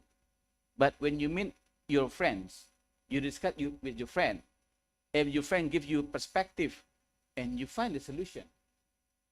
If we're talking about the legal system, brothers and sisters, we will have the same experience. If we talk about legal system with our own legal system, we get deadlock. Okay? Sri Lanka deadlock. Indonesia also deadlock, right? What is the solution for Indonesia? Deadlock. Okay. I was the supporter of MK in the first 10 years. All right? My PhD thesis is evaluation of MK in 10 years. And I say, when Zainal Arifin Mokhtar asked me, how much score you give to MK? Well, I give 8. Why I give 8 score? Because through evaluation of court decision within 10 years, I saw that there is significant contribution of our constitutional court to consolidate democracy, right? And I can prove it. But I will say different answer when Zainal asked me today. Yeah, I will give bad score to Mahkamah Konstitusi if Zainal asks me today. So sometimes we get deadlocked. What is our solution when you see that today, our constitutional court made decision that which is not in line with your expectation? You see, regarding to the issue of political matter, usually the vote between the judges is 5 and 4, right? 5 judges will pro to president and member of parliament. 4 judges dissenting opinion, right?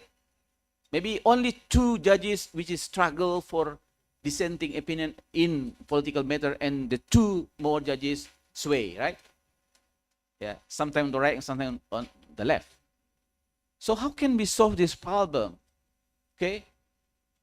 Yeah, we know, I think it will work for a long time because the number or composition of the judges is the same, dominated by the president. Okay. Whoever the president. Okay. So we need to do research. In that, are there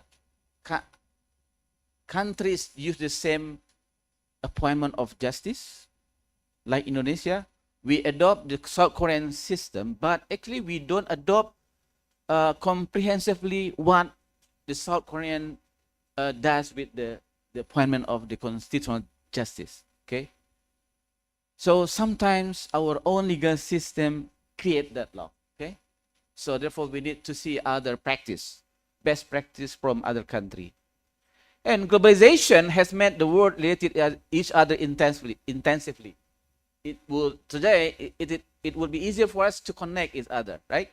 Not like maybe when I was student here in 90s, it is difficult to look at, to search any digital references. Yeah, you just stay at library and then you can see through LexisNexis or Westlaw, and you will get number or hundred or thousand of article from the reputable journal. But we could not get it when I was in bachelor degree program here. So I will skip it because Dian has taught this issue. Well, I think I agree with Dian when saying that actually, if you have a skill in comparative method, actually it will help you in whatever the legal profession that you have later on. Whether you are legal educator like me, maybe legislator, all right? So the research skill of using comparative law is necessary for us. Okay, in terms of developing knowledge, okay, so I try to give this little bit explanation on this because, brother and sister, the US, when they talk about, they formulate about the concept of the state, the US learned from the practice of state in UK, right? Let's say in terms of the concept of impeachment. Actually, the people in US see how the people in UK try to attack the oligarchy surrounding the king. They cannot attack directly the king because the king can do no wrong, right? But they see the practice how to impeach the people, the oligarchy surrounding the king. But the US use it for attacking directly the president. Okay. The Napoleon Bonaparte, yeah, issued many code, penal code, civil code, and ethic code. He collected number of legal scholars, and this legal scholar also collected references from other tradition, legal system. So even in the era of Napoleon Bonaparte, actually the legal scholar used comparative approach to create what they name it as civil code, a penal code. They learn from the Greek, they learn from the Islamic legacy of law, okay? And therefore, it is not strange for us if we look at that. To some issues, what the Code de Napoleon says about civil cases, it lines with what Islamic law concept. Because actually, what Napoleon Bonaparte era also learned from the Islamic tradition before that. So every nation learn from other tradition actually. So what I'm saying is that comparative law method is not the new issue, right? Not new issue. So that's the way we develop knowledge, okay? The 8th legislator, okay? I think this easy. I will skip it. Tool of interpretation, okay? I think Indonesia will have a different interpretation on what we call as misdemeanor. Misdemeanor. When Bill Clinton has what?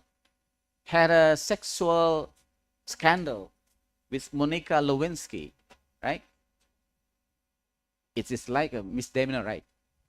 But mostly the the expert in America say that it is not misdemeanor because it doesn't belong to, or it did not disturb the function of the Bill Clinton as a president. That's personal matter. That the interpretation of misdemeanor in America, which is more liberal, right? But maybe it would not happen in Indonesia when say about the misdemeanor, right? So the tradition, the culture influence the interpretation, the component of legal education. I think I will talk more about this because I will be talking about how UMY law adopt this kind of comparative law method. I skip this because Dian have explained. Okay, now, brother and sister. So, adoption of comparative law studies in legal education and research, UMY law experience. So, if you look at to this curriculum, right, we will find some courses which is actually comparative in nature. So, this is the list of compulsory courses that we offer to students. Okay, started from introduction to Islamic law, right? Even when we talk about Islamic law, actually we compare to the conventional law. Okay, maybe in terms of sources of the law, the nature of the law, right?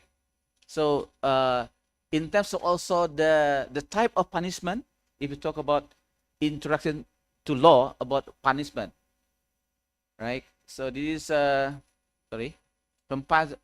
compulsory courses, and I teach also the courses of Constitutional Law 1. In the course in the reading material, I teach students with the different similarities and differences between democracy and surocracy. You know surocracy. Okay, democracy sometimes is like surocracy. Suro in Islam, suro. But is it the same, surocracy and democracy? To some extent, they have similarities, but to some extent, they have also differences, right? So this is the course of constitutional law. And this is elective courses, okay? You can see here the comparative constitutional law. So maybe I can invite Dian later on to teach this legal system in Asia, right? Yeah. So, brothers and sisters, this in terms of legal education curriculum, UMY law adopt the method of comparative by providing a comparative subject. You know, if we study criminal law, we study also Islamic criminal law. If we study civil law, we study also Islamic transaction, right? If we study about the constitutional law, we study also about Islamic constitutional law, right? So we put that in comparative, actually, right? So why is it necessary for us to do that? Because we are under Muhammadiyah organization. Because we are under Muhammadiyah organization, Islamic Da'wah organization. So the perspective should be balanced between what? Conventional law, okay? Maybe we can sell it modern law and also Islamic law. And in terms of research, as I have explained before, this is the result of my research here. Yeah. So this is my research that I have conducted with my colleague in Malaysia. A comparison of constitutional education institution in Malaysia and Indonesia. I wrote this paper, this article with Khairul Azman Mokhtar. Khairul Azman Mokhtar is my supervisor when I took my PhD program, right? And this is again a comparison of appointment of Supreme Court justice in Indonesia and Malaysia. Okay, I wrote this article with the Professor Farid Sofian Suaib, the Dean of Ahmad Ibrahim College of Laws, International Islamic University, Malaysia. Okay, so therefore I know a little bit about the appointment of the Supreme Court justice in Malaysia, and an evaluation of selection mechanism of constitutional judges in Indonesia and South Korea. So I have a research partner with Seok Min Lee.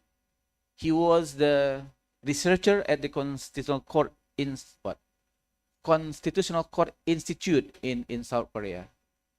So brother and sister, in terms of research, one of the key point which is strong for the researcher to win the research grant is, please put the comparative approach in your research proposal. The examiner, the reviewer of the proposal will take into consideration your proposal as the winner. And I prove it, and I won 7 times for the research grants, right? From the Ministry of Higher Education. So this is a book, okay? I wrote some book, which is there is element of comparative in this book, right? So this is the result of the research. You know, we cannot publish book if we don't have research, right? And this is the uniqueness of UML law, because we talk about the integration of Islam and science, which is also comparative in nature, right? So, brothers and sisters, to make it short, comparative law study is a method of learning various legal systems that may enrich the perspective of researcher in relating to the relevant topic, right? So we may have some alternative solution for our own legal system if we study about other tradition. Comparative law studies will prevent a deadlock in solving current legal issues, because it develops a new and particular system related to those demands in life, and therefore functional and appropriate. But of course, we don't do what people usually do, cut and paste, you know.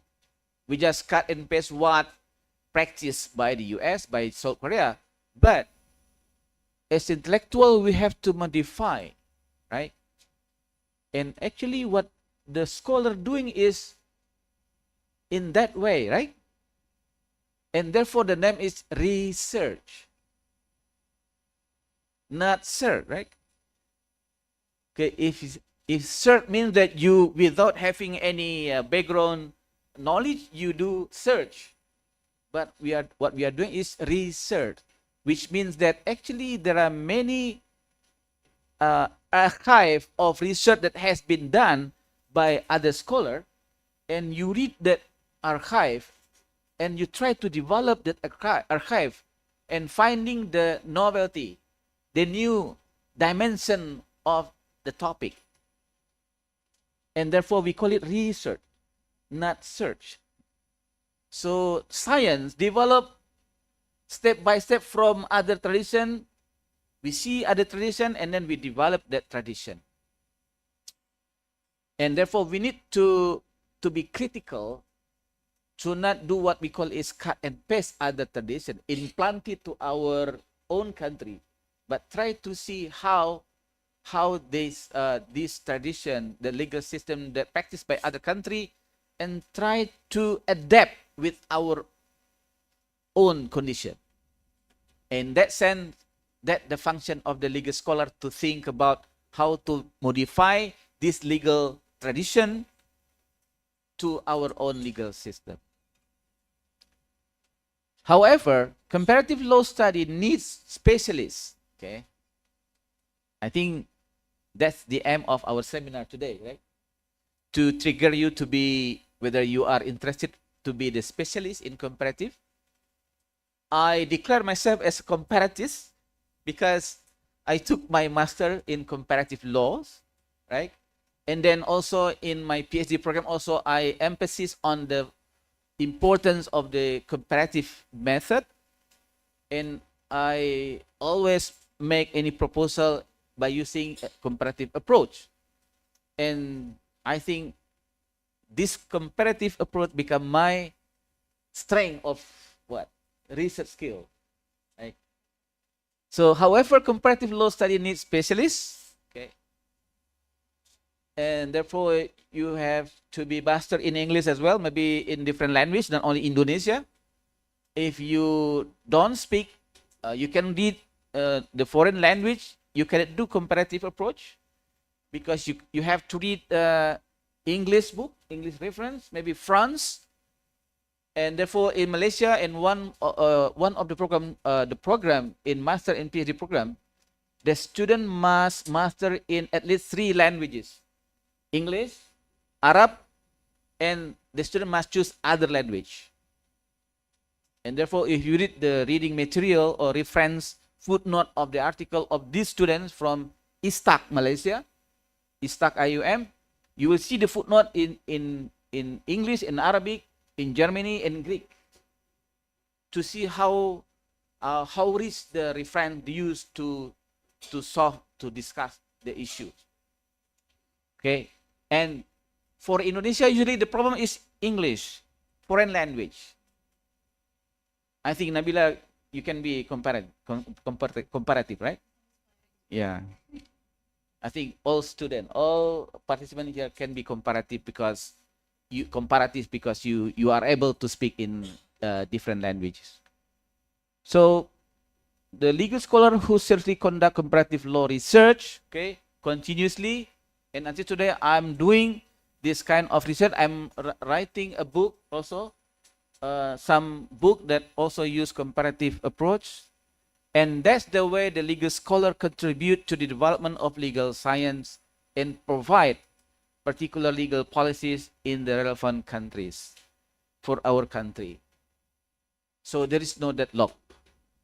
For those who study seriously in comparative approach, inshallah, he will be able to give opinion to our governments.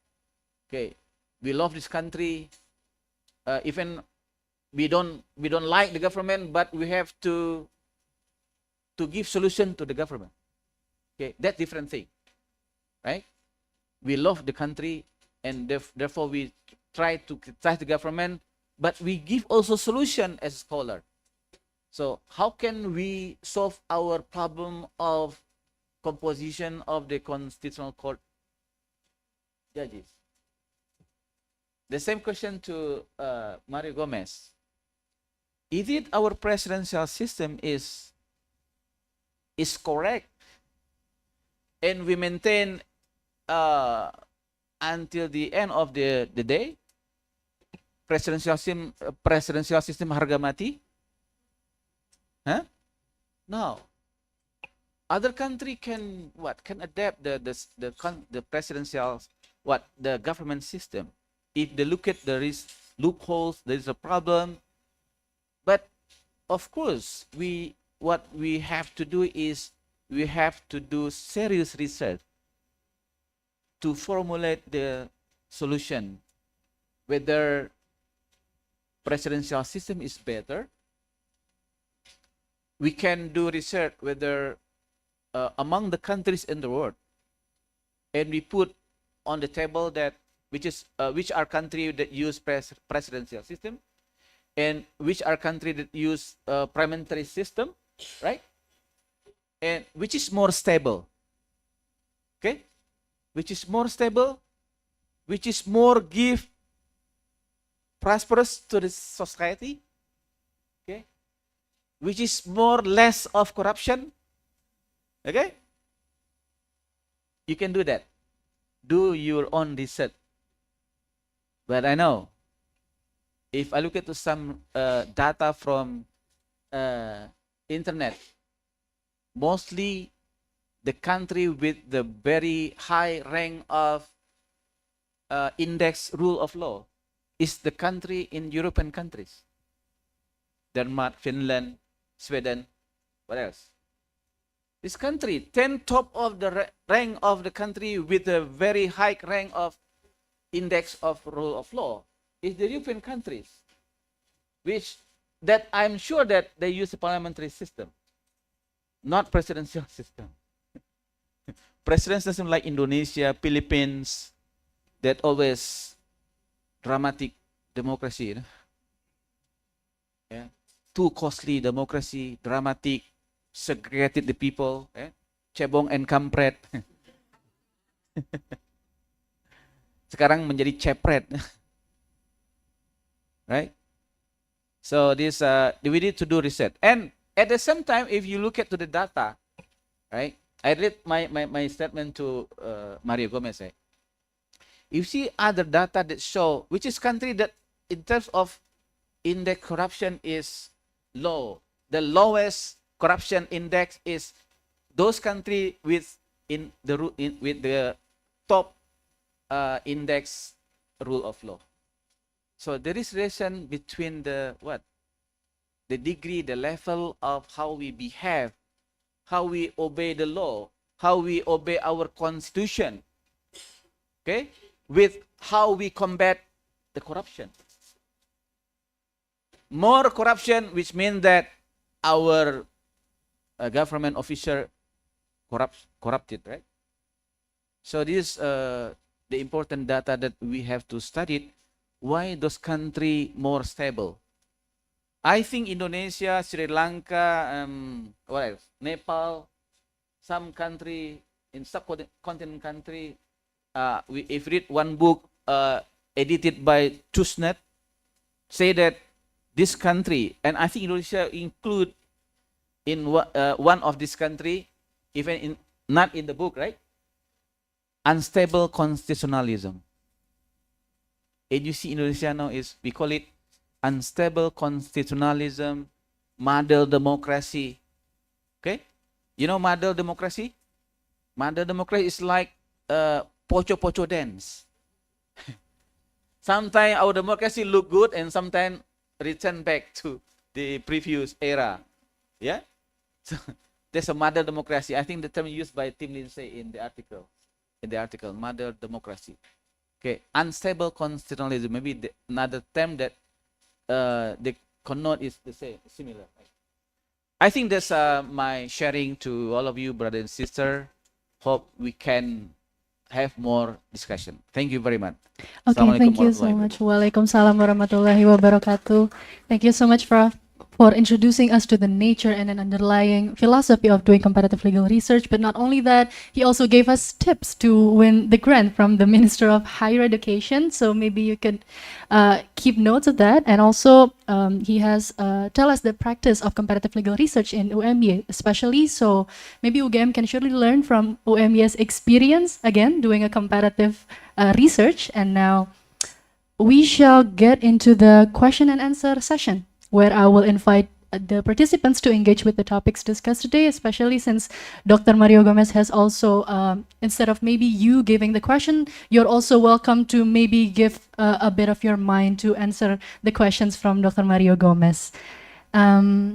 So if anybody would like to ask some question, okay, maybe the lady Karatu, and then maybe we'll take 3 questions at a time. So maybe we'll start with Karatu, and then the gentleman over here, and the ladies with the white blouse.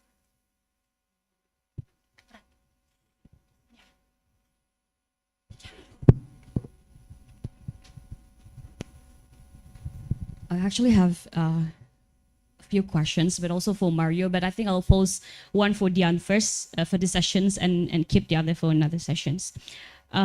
So my questions to Dian is that I'm actually very interested in knowing how your thought process, especially in your latest projects where you managed to find this pattern of consolidations, dissolutions, and repressions. So like, did you find some theoretical sources to, having this pattern first, or you went to the research process first, seeing the facts and all the dynamics in all of these countries, and then the pattern is the byproduct of that research. So I'm curious how your thought process of having this, pattern, consolidation, dissolution, and repressions.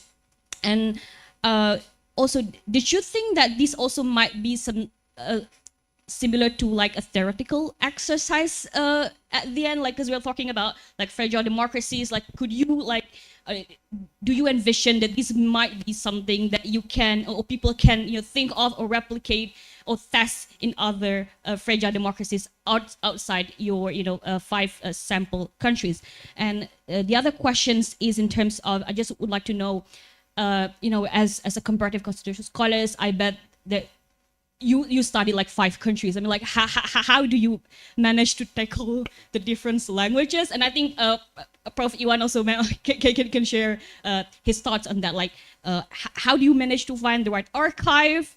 Thailand, like, I bet they would be in Thailand languages. Do you in touch with local scholars? To what extent you can, tackle these barriers in doing comparative research, and others speakers also can share their view on this, but perhaps for this occasion specifically to Dian. Yeah, thank you. Okay, so we'll do one question at a time. So maybe Dr. Dian can answer the questions along with the other speakers. I would also like to hear how to tackle this challenge.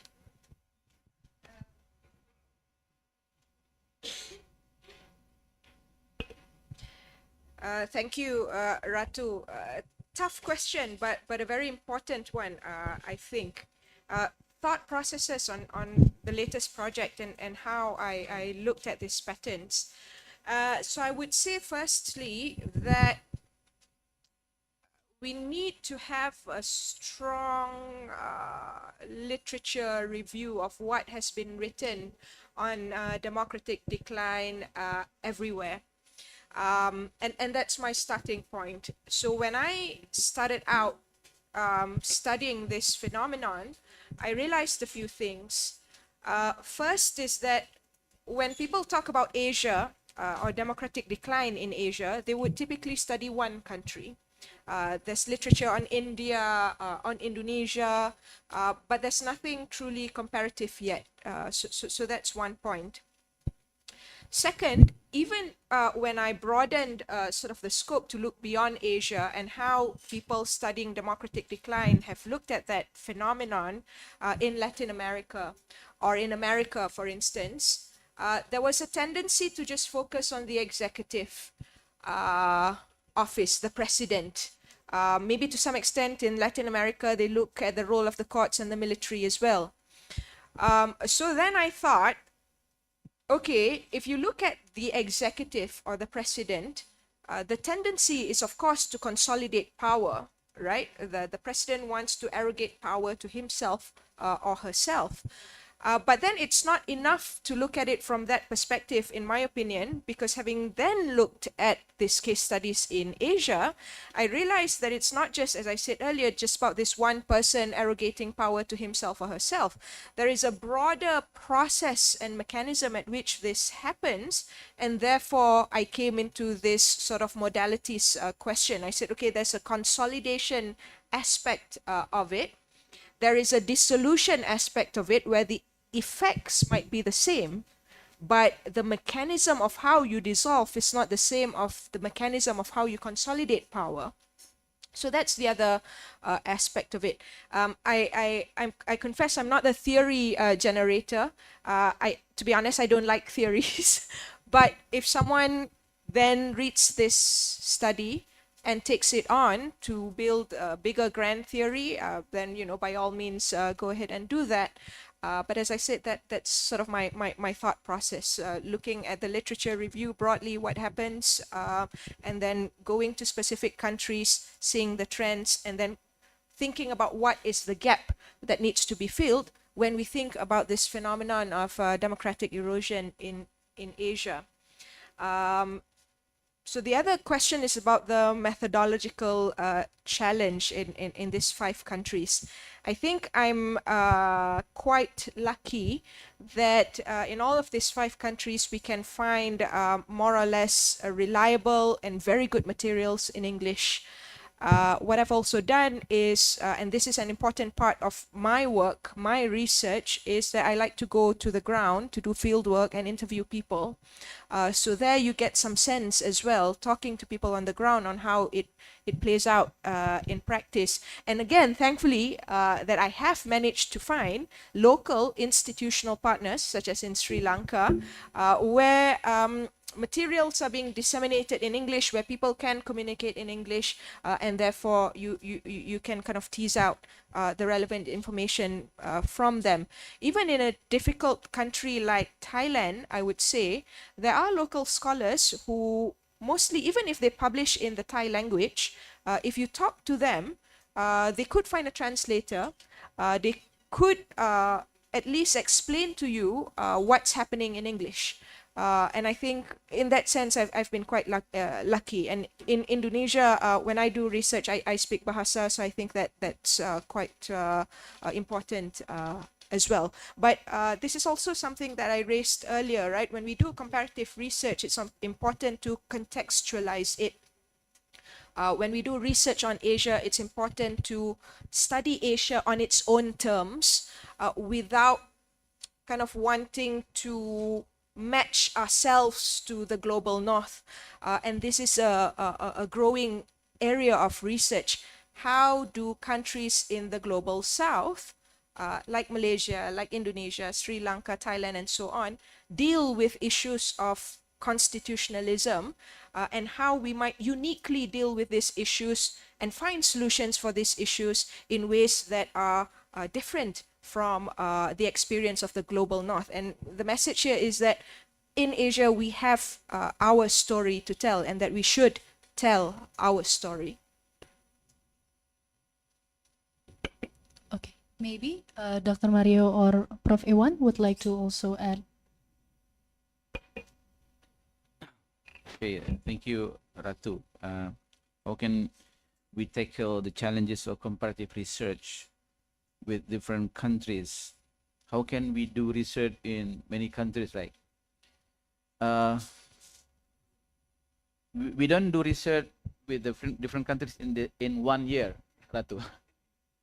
Okay. Therefore, we need to have a roadmap of research. Okay, this year I will focus on Indonesian case. Okay, next year I will go to Malaysia. Okay, and next 2 years I will go to South Korea. So, which means that in 5 years you can visit 5 countries. So we cannot do research for 5 countries in 1 year. Yeah. So therefore we need to have a roadmap. So my roadmap is I studied South Korea, Taiwan, Germany, and when I met the professor in Germany, I asked the professor, "Bro, which country that you think the constitutional court is the best in the world?" Yeah, beside Germany. I say beside Germany, of course. He said that I think you need to go to Spain and Italy. And therefore, I create another proposal to go to Spain and Italy. Right? So this is the way to tackle the issues, that we don't do that research in 1 year, but multi-years, Ratu. Okay. Make you plan, yeah? If you plan for 3 years, multi-years, maybe you can get 500 million, 500, what? 500 juta. It's enough, right? For you, right? To go to the countries. I get 500 to go to some countries. And then, of course, one of the issue is the foreign language. Okay, because you cannot connect to your partner in overseas if you don't have ability to communicate with the partner. So I'm not good at English compared to Dian and Mario, right? I know that, but at least I can discuss and I can communicate with the the person with the very simple English, okay, not complex English, but very simple. They can understand, right? That's, I think, now I'm still learning English. Okay, how to deliver my ideas in English properly. That's our long journey to learn English. I think that's my answer to doing collaborative research. Sometimes we cannot catch up. Even you read the material, Ratu. Let's say I must understand how is the legal system in India.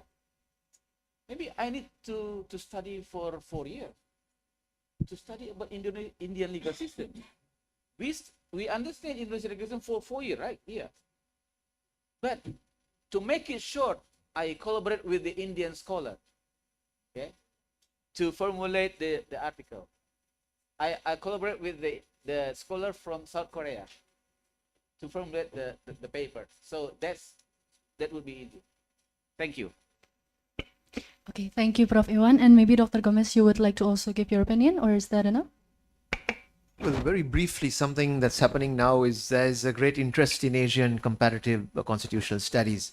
You must be familiar with the works of Mara Malagodi and Son and Wen Chen and so on. And so their approach is, of course, to commission authors in different countries to produce chapters. So then, you're familiar with the language and so on. So that's one model of comparative research that maybe some editors are using and some book publishers are using. But certainly what you're raising is a very important issue. I remember some years ago trying to get Nepalese judgments, and a lot of the judgments were in Nepalese and not in sort of English from the Constitutional Court or the Supreme Court in Nepal. So yes, it is an issue. Yeah, I just want to quickly add that to be a comparatist and to engage in comparative legal studies, I think people have to be very patient. My project, for instance, I started it in 2019. It's now 2024 and I'm not quite done yet. It's been 5 years. So it's a long time, and you really have to trust the process and the timing. Thank you so much for our distinguished speakers, and I hope that answers your question, Karatu. And next up, we have the gentleman over here, Laras. And I forgot to remind you, can those with the questions please introduce yourself first and maybe state which speakers you would like to answer.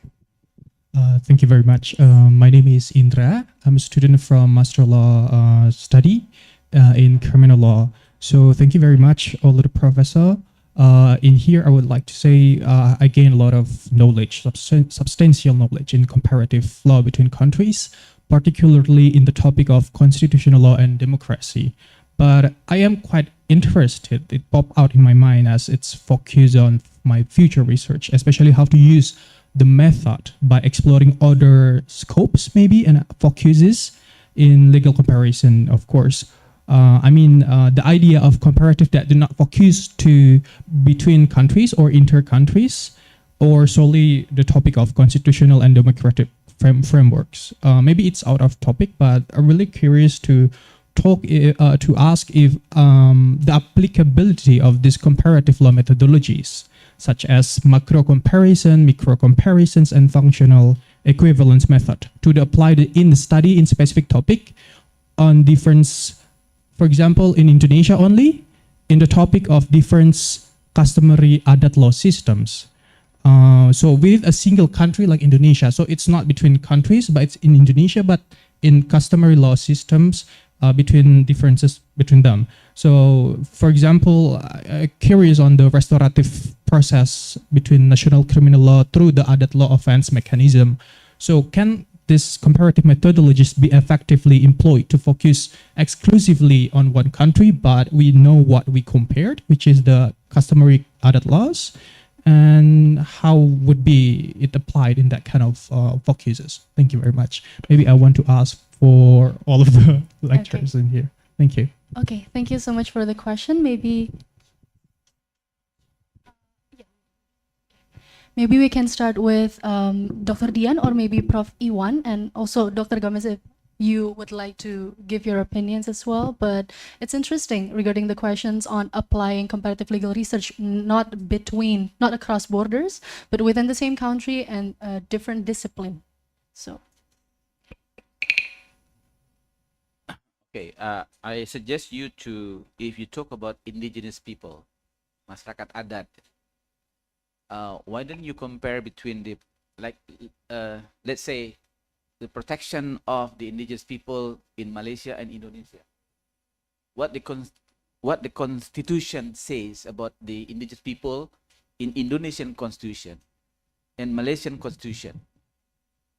That's normative legal research, right? But if you want to go into a deeper research, you do what we call is empirical research. How is the application of the protection of the indigenous people in Indonesia and Malaysia? That's comparative, right? Only Malaysia and Indonesia are different countries. You go to Sri Lanka, it is further countries. So I think that's the way to create a good title for comparative. You know, if the countries, if you study about at least two countries, I think that's comparative, right? Because they use the different legal system. Okay. Again, if you talk about the constitution and democracy, I did my research on that issue, and I just focused my research on particular and specific legal institution, let's say Mahkamah Konstitusi, you know. And I focus again, not only Mahkamah Konstitusi as a rule, but how is the selection mechanism of the Constitutional Court justice? Maybe you just talk about the qualification of the judges. Okay? Indonesia and Malaysia different if we talk about the qualification of judges, right?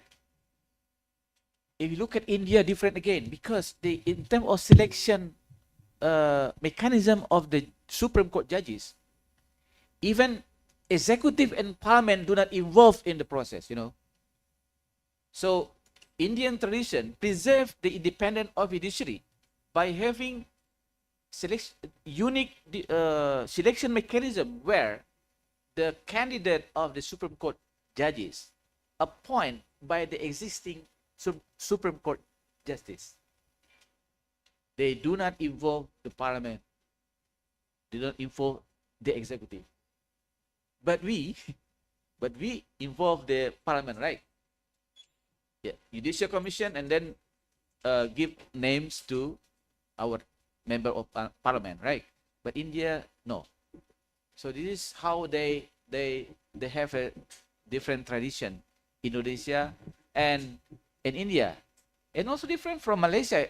Malaysia is parliamentary system, but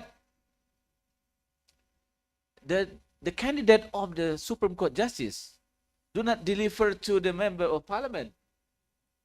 Parliamentary system emphasize on the role of the parliament, but in Malaysia it's a little bit unique, you know? After the Judicial Commission nominated the name, and the Judicial Commission in Malaysia, what is the name? Judicial Appointment Commission, they deliver the name to the Prime Minister, not to the Parliament of Malaysia. We can question why in the parliamentary system they do not emphasize on the function of Parliament in selection mechanism of the Supreme Court justice. Okay, and after that, the Prime Minister will give the name to Yang di-Pertuan Agong, ya. Yang di-Pertuan Agong is the final decision to say yay or nay to the candidate. So that's my experience, Indra, right? Thank you. thank you so much, Prof. Iwan.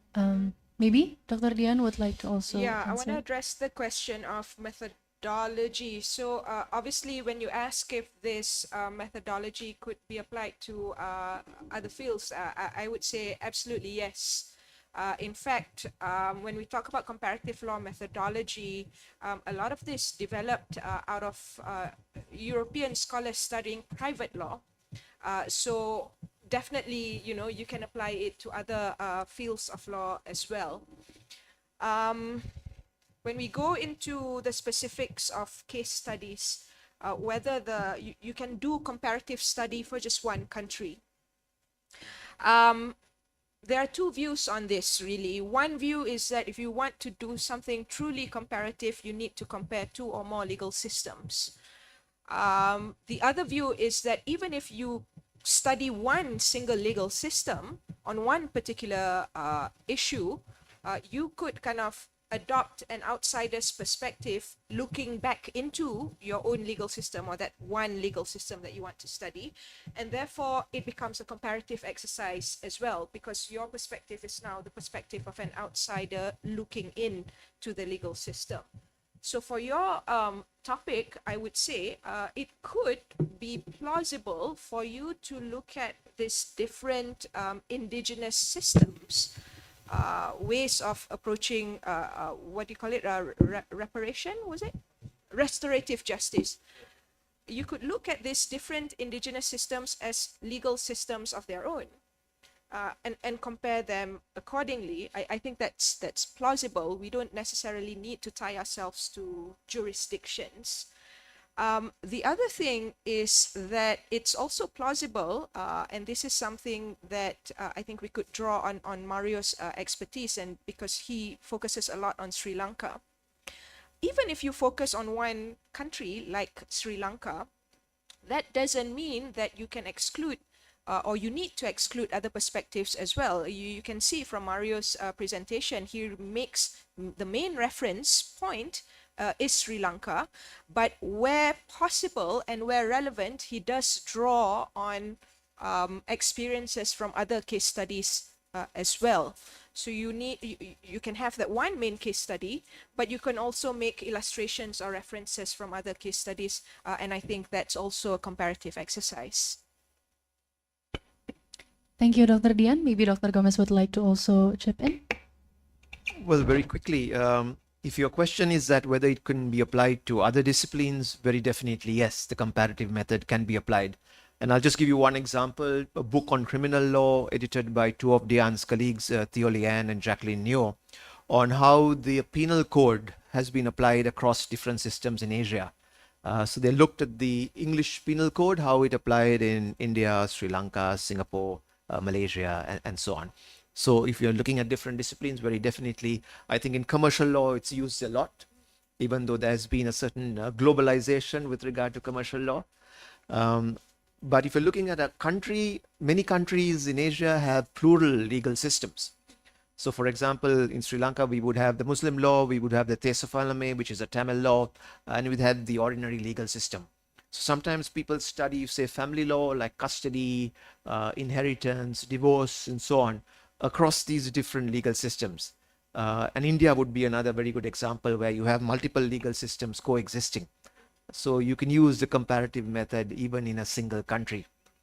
And finally, sometimes the borders are artificial creation. So if you look at southern Thailand and Malaysia, you know, it's actually a very porous border, and people do share a lot of cultural affinity across that border.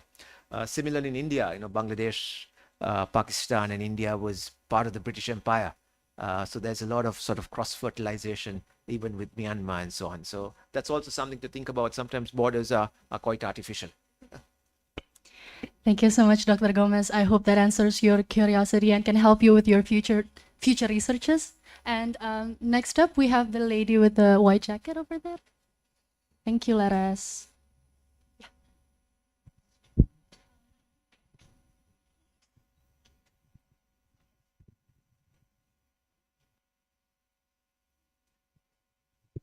Good afternoon.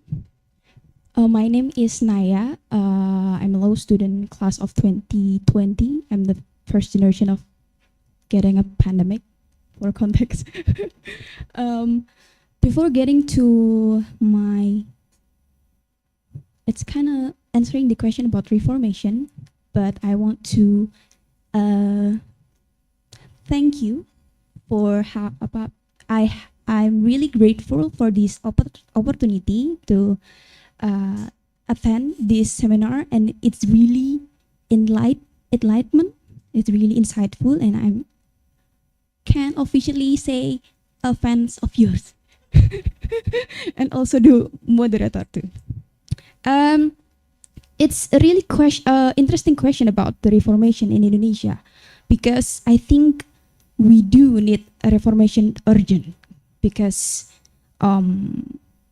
as a young generation in Indonesia, and of course we're talking about the marginal people, I think in the next 5 years it would be difficult and also impact us severely in terms of human rights, because we cannot be blind about the rising or the upcoming of presidential that will be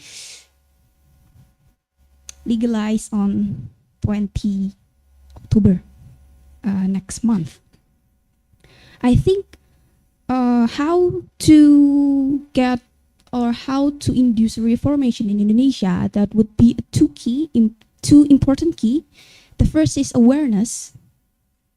Awareness is would be the basic ground for people to can act or choose.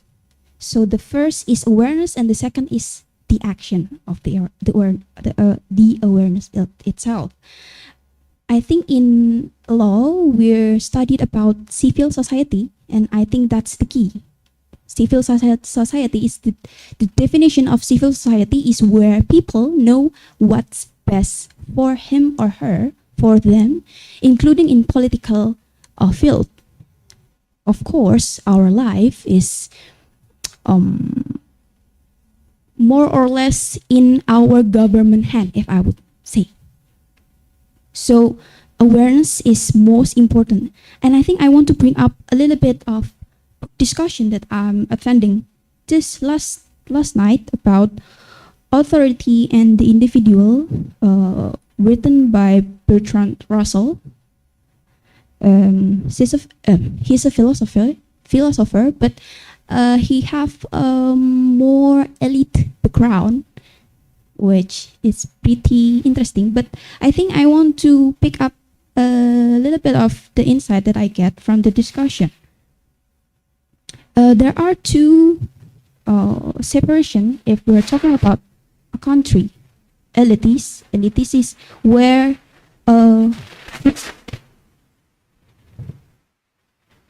people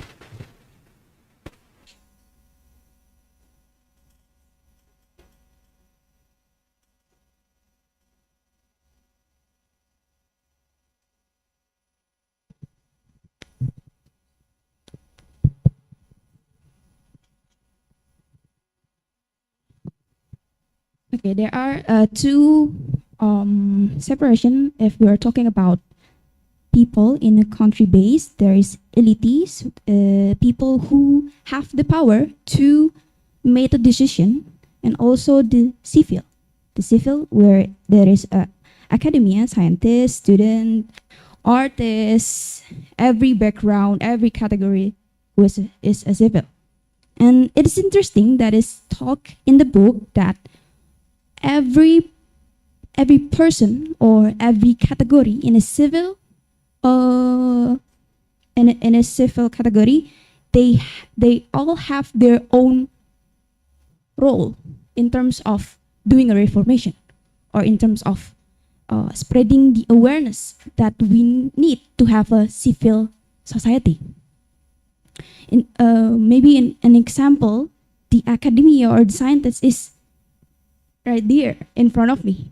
The role of the academia and the scientist is to research, as like Prof. Iwan said, to know the context and also like taking part and also modified and personalized. And then there are students, which is ourselves. I think we can just simply talk about it in a discussion, or maybe a book discussion, and also if the more effective one is to get in touch with the marginalized people, because of course education is not accessible for everyone, and we are really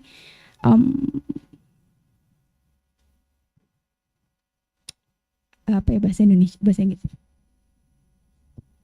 beruntung, lucky. We are very lucky to be able to attend this luxury meeting. Yeah. And So I want to emphasize on the soothing, the awareness that we all have the role to spread this awareness about the urgency to have reformation in Indonesia, specifically because brother and sister, maybe izin Prof. Iwan to use also brother and sister.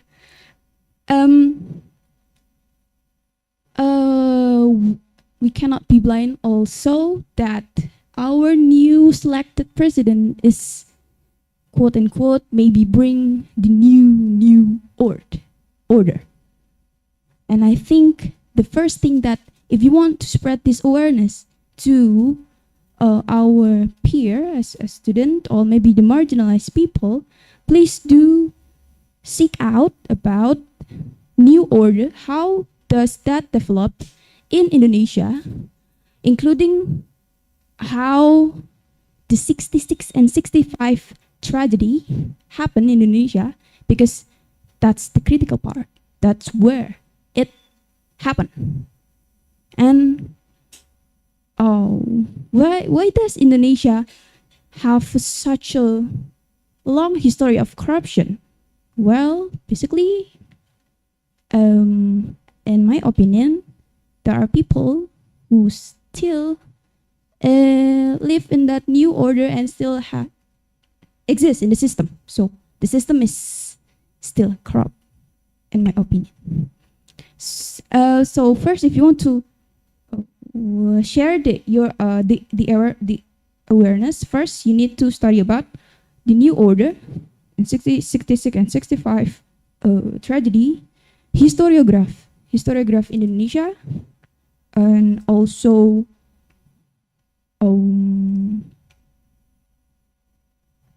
be critical, I think, about our problem. I think that's what I can grasp from this discussion. It's really fun for me, and I'm really thankful for this discussion. Thank you. Thank you, Naya. I second that this has been such a insightful presentation, and thank you, Naya. I appreciate you trying to build the discussion regarding Dr. Gomez's question. Maybe does any of the speaker would like to give comment or opinion from Naya's take? A few things. I think you raised some important points which we also discussed yesterday. The first, and probably Mario will give some of his views on this as well. The notion of active citizenship is something that we talked about extensively at another seminar yesterday about citizens being engaged in the problems of law and politics in their countries. And I think it's important to be constantly aware of changing circumstances and situations, and to demand where possible change and reform. But maybe I also want to raise, maybe playing just devil's advocate here, raise a caution about demanding reform. I think it's important to strategize as well. When and where can you demand reform? When is the right moment? He talked about constitutional moment earlier. When is the right moment to reform? And when we want reform, what is it that we're looking for exactly? Do we want the constitution to be reformed completely? But is this a situation where the constitution is okay, but it's just being abused and misused by people for their advantage? Because if you seek reform, let's say at the wrong moment, and reform happens, it could actually backfire. So if you seek constitutional change, I would say at this moment, with a new incoming government whose proclivities and tendencies you already know, that could backfire, I think. They might reform the constitution. Yes, they're responding to your call for reforms, but they might reform it in a way that you don't necessarily expect, and you end up with a document that is probably even worse than what you have now. So diagnosis of the problem essentially, is the problem the constitution or the people acting in response to the constitution? And I think we need to think about that. Thank you so much, Dr. Dian. Yeah, maybe a couple of quick responses to what you say, and I think it's very interesting. In scholarship, there's this idea of what's called the activist scholar, and I don't know whether my colleagues would agree with me, but there are at least some people in the US and other parts of the world that see scholarship as not only scholarship and research and teaching in a classroom, but also getting there and getting your feet muddy and protesting and being engaged in sort of social change. I'm not saying that every scholar agrees with that vision, but there are some scholars who feel that scholarship should not be just confined to the classroom, but you should be actually actively engaged in sort of social change. And I want to give you a very recent example from Sri Lanka, which is our current Prime Minister. She's an anthropologist by training. She's got a PhD. She got politically mobilized when there was a campaign by university lecturers asking the government to allocate at least 5% of the GDP for education, because our allocation is under 5%. It was like 2% or something. So there was a huge political struggle launched by lecturers in the university, demanding that the government set apart at least 5% of the GDP to sort of support education in Sri Lanka. And she was one of the leaders of that struggle. Then she got involved in politics, and now she's Prime Minister, the third female Prime Minister in Sri Lanka. So there are a number of course, stories from different parts of the world. But I just wanted to float this idea by you. Not everyone would agree with this idea. But the idea of the activist scholar, that scholarship also has a goal of social change and transformation, and so on. The other point I want to make is, I think as scholars, as students, as civil society members, maybe we're not talking to each other in Asia enough. I think the Asian experience has so many similarities. Maybe we can draw inspiration from one struggle to support another country and so on. I've learned so much from the Indonesian constitutional change, the whole process that you started 20 years ago, of sort of incremental, one step at a time constitutional change. And I'm now an advocate in Sri Lanka for that process, because I've learned through people like Don Horowitz and Dian Shah and other writers, Simon Butt and so on, who have written on Indonesia, that this whole incremental process can be quite important in terms of constitutional change. So I think it's important for students and scholars and civil society in Asia to talk much more amongst ourselves, because sometimes we relate more easily to struggles in maybe the US and the UK when we have a lot of commonalities to share in the region. So that's just a thought as well. Thank you so much, Dr. Gomez, and thank you for Naya for starting the discussion, a very refreshing discussion about reforms and our roles as academics. However, since we have a very limited time now, I can only allow 2 more questions. So if anybody wants to ask, can you please make it quick also? Oh yeah, sure, Prof. Iwan.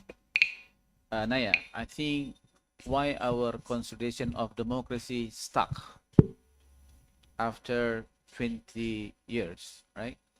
Number 1, because there is no continuous commitment of our leader to improve the quality of democracy itself, right?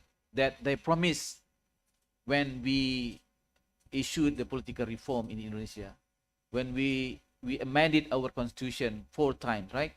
But the commitment only on the paper, not in the practice. So there is no continuous commitment of the leader. The second one is, there is no strong civil society who try to negotiate with the regime,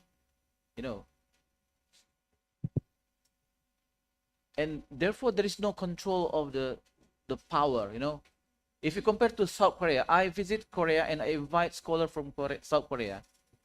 We declare our independence only different one day, right? And why South Korea developed fastly, and we invite Sintayong to teach us how to play football,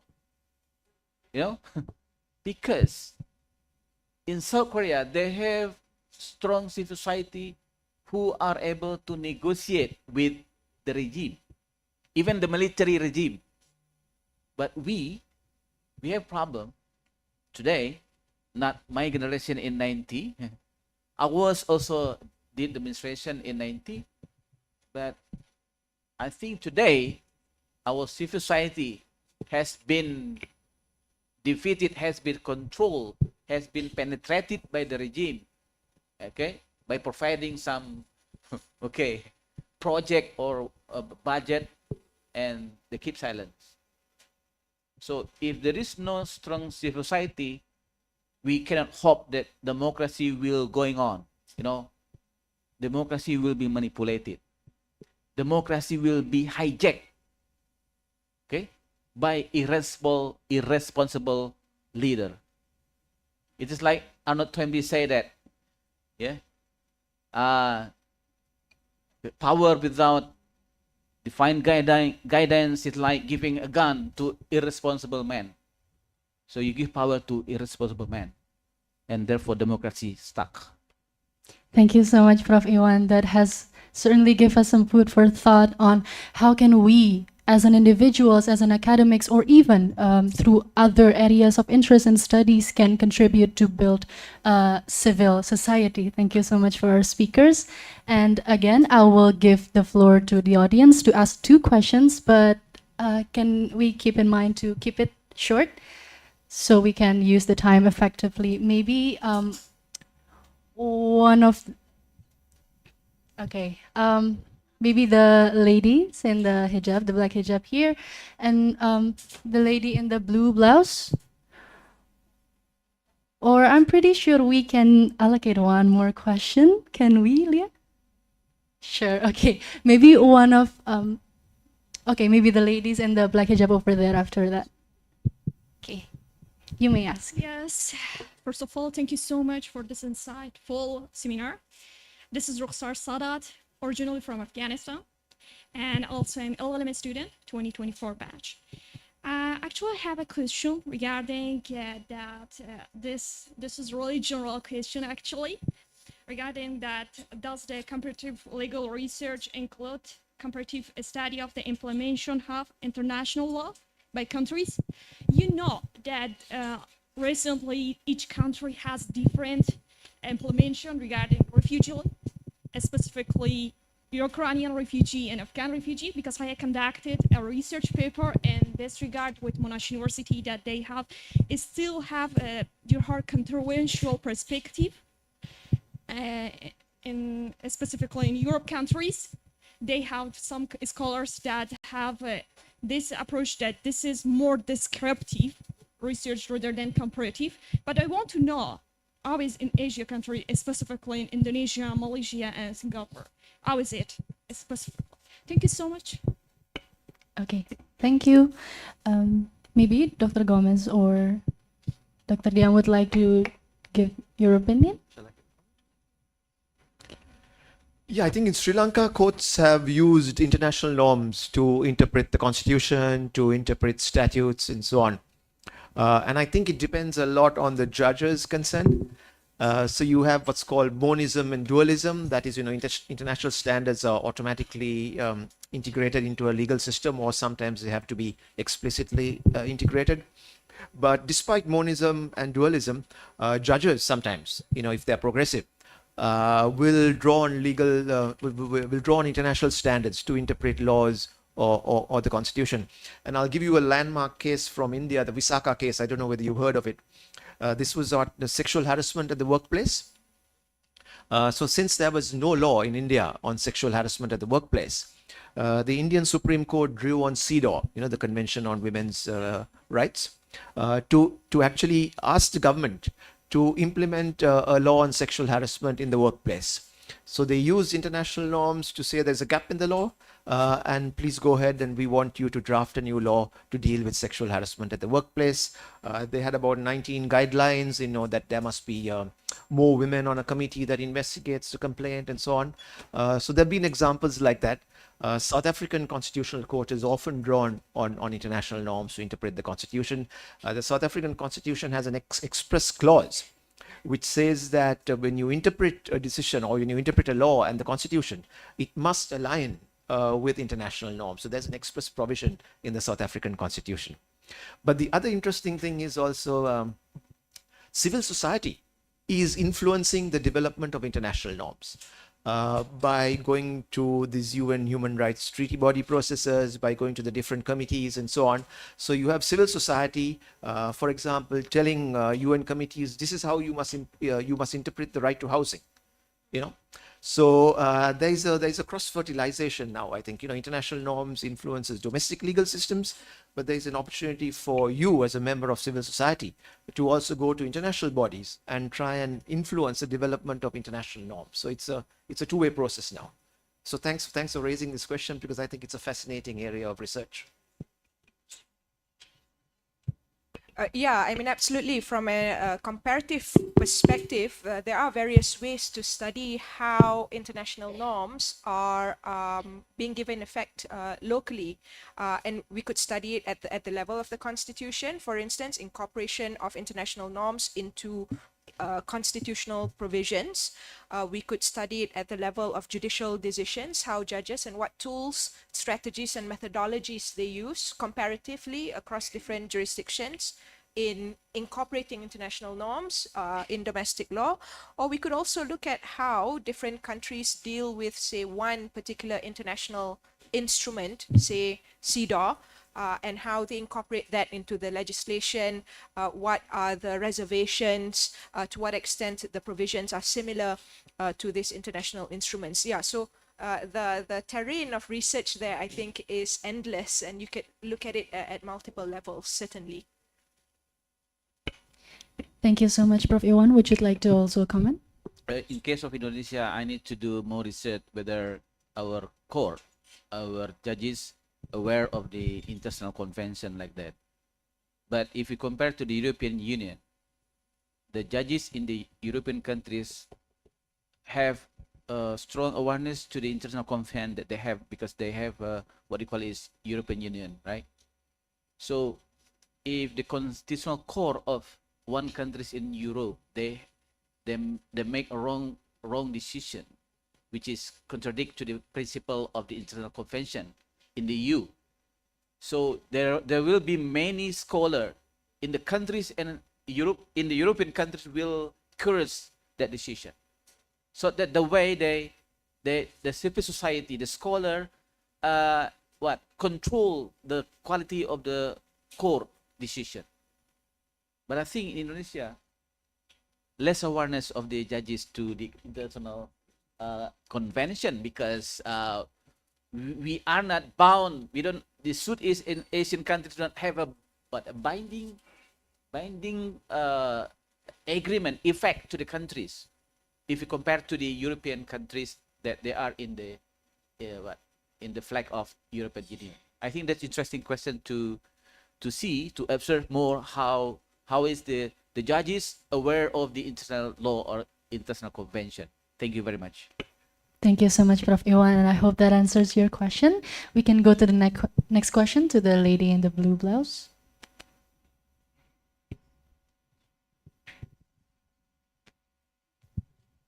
Okay, good afternoon, respectable speakers. I don't know why speaking English in a room with the majority of Indonesian native speakers is very nerve-wracking. So my question is, the comparative method is one of the most challenging method in legal research. Of course, two of the main reasons are language, cultural, and legal comprehension understanding barrier. Actually, I plan to do a comparative research for person with disabilities between our nation legal system and Turkey's legal system, but it is pretty hard to get the sources and access. And as an underprivileged bachelor degree students, often we hardly get ourselves a supportive peer and mentors that could actually introduce us to the directed country and literature, and often lead us to what Professor Iwan said, deadlock situations. And in the middle of the research that could lead us to confusion and also worse, false research process. My question is, are there any experiences that you could share with us and recommend to overcome and ensure, first, to use the method correctly, second, to meet the supportive community, and third, actually implementing the collaboration aspect of method of this research and connect with other countries' communities. Thank you so much for the time. Thank you, Riza. I second that. And maybe we can hear from Prof. Iwan to answer the question. Sister, you are undergraduate student. Basically, I will confirm to my student who are going to do comparative research for undergraduate student, because basically, comparative is belong to master program. It is quite hard for the undergraduate students to do comparative research. But even though in our faculty there are many students in our international program do comparative research, but I need to confirm then whether there is what we call is in research you have to pay to feasibility of research. Okay, feasibility means that is it possible to do the research? Maybe you say that whether you are able to access the references if you compare to certain countries. If you are able, just go. Okay, but if you do that in the higher level and longer period of research, okay, maybe for like we get research grant for 1-2 years, it's okay. You can go to Turkey, right? But for you undergraduate program students, if your lecturer, your supervisor push you to finish it one semester, right? I suggest students to research the feasibility of research. If it is difficult, just find out other topic. Okay. Keep your topic in your mind. Maybe you can do that topic research on the topic later on. Okay. That's what we call is in research you have to pay attention to feasibility of research.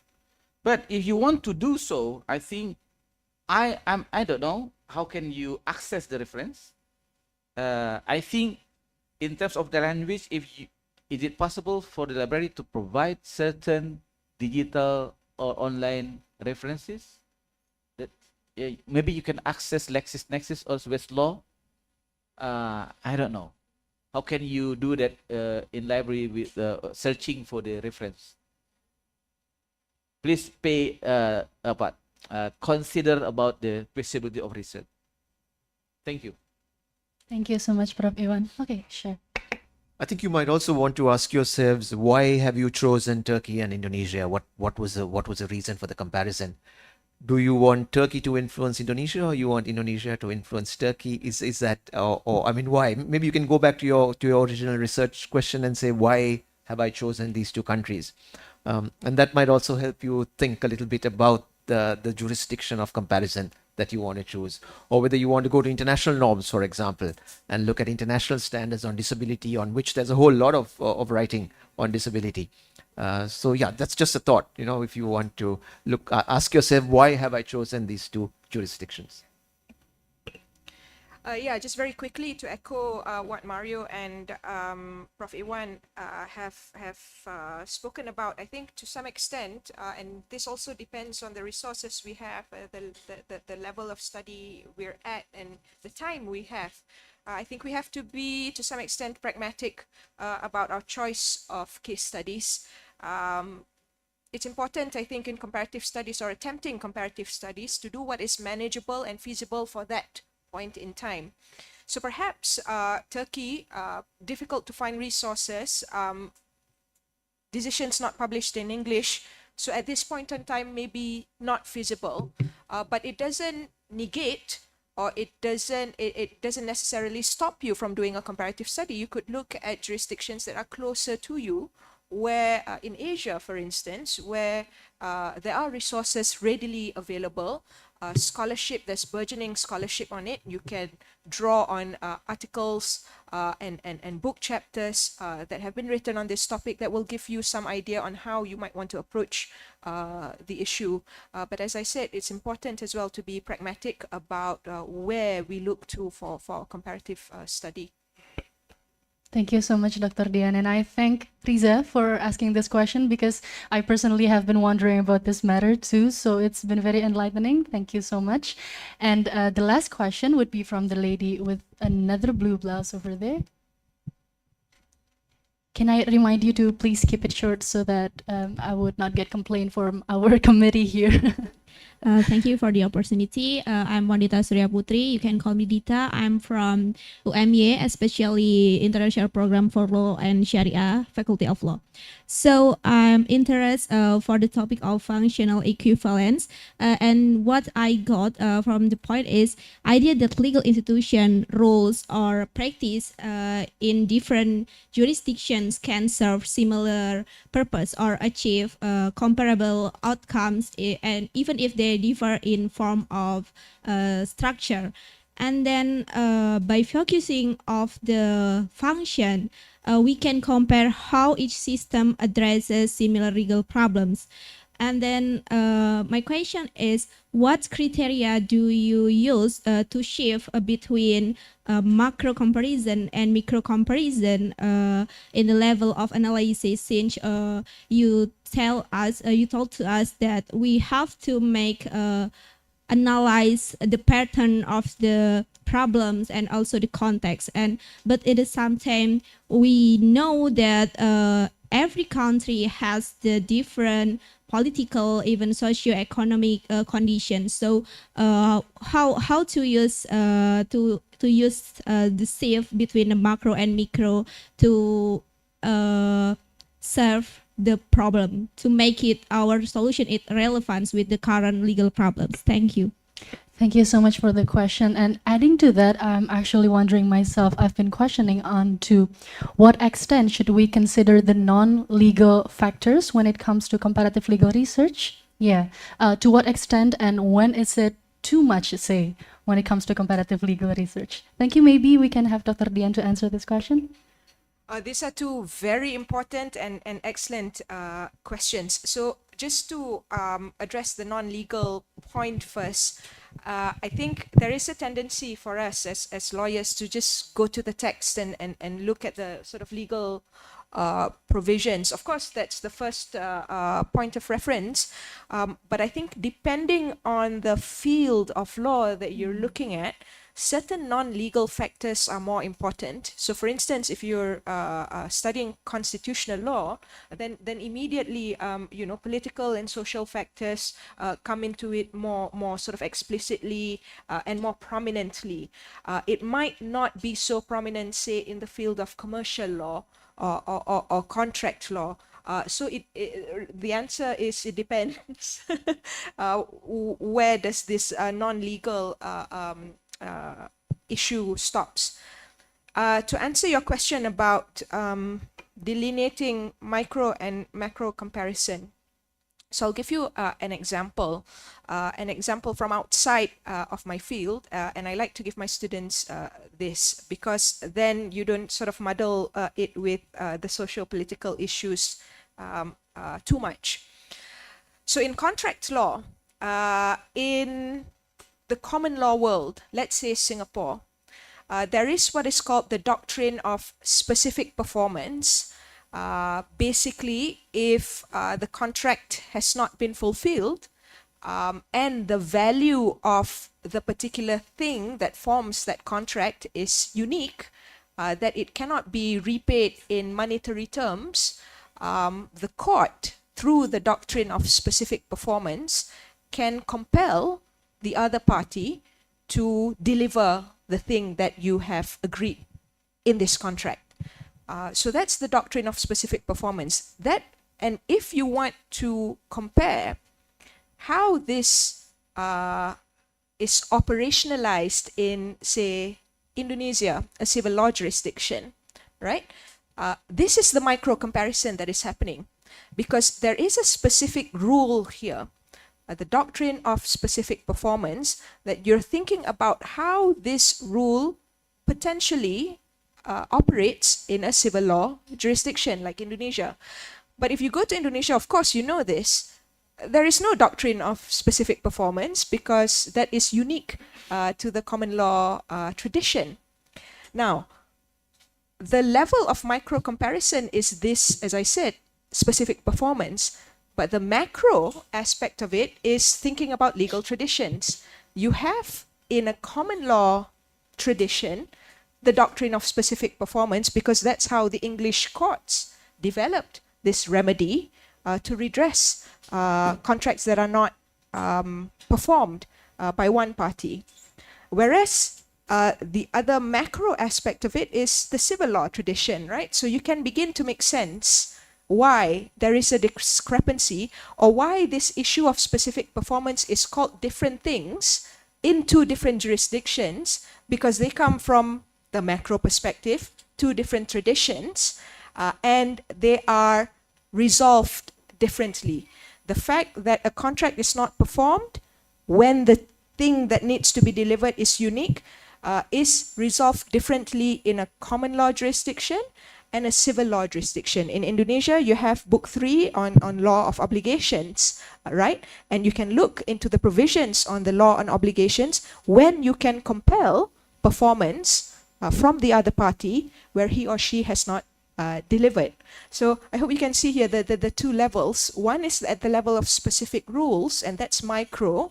But the moment you try to make sense of the micro, that's you going to the macro and trying to look at why do we have these rules in this particular country but not in that other country. The macro aspect of it is different legal traditions. So that's one example that I hope at least you can see how it works now.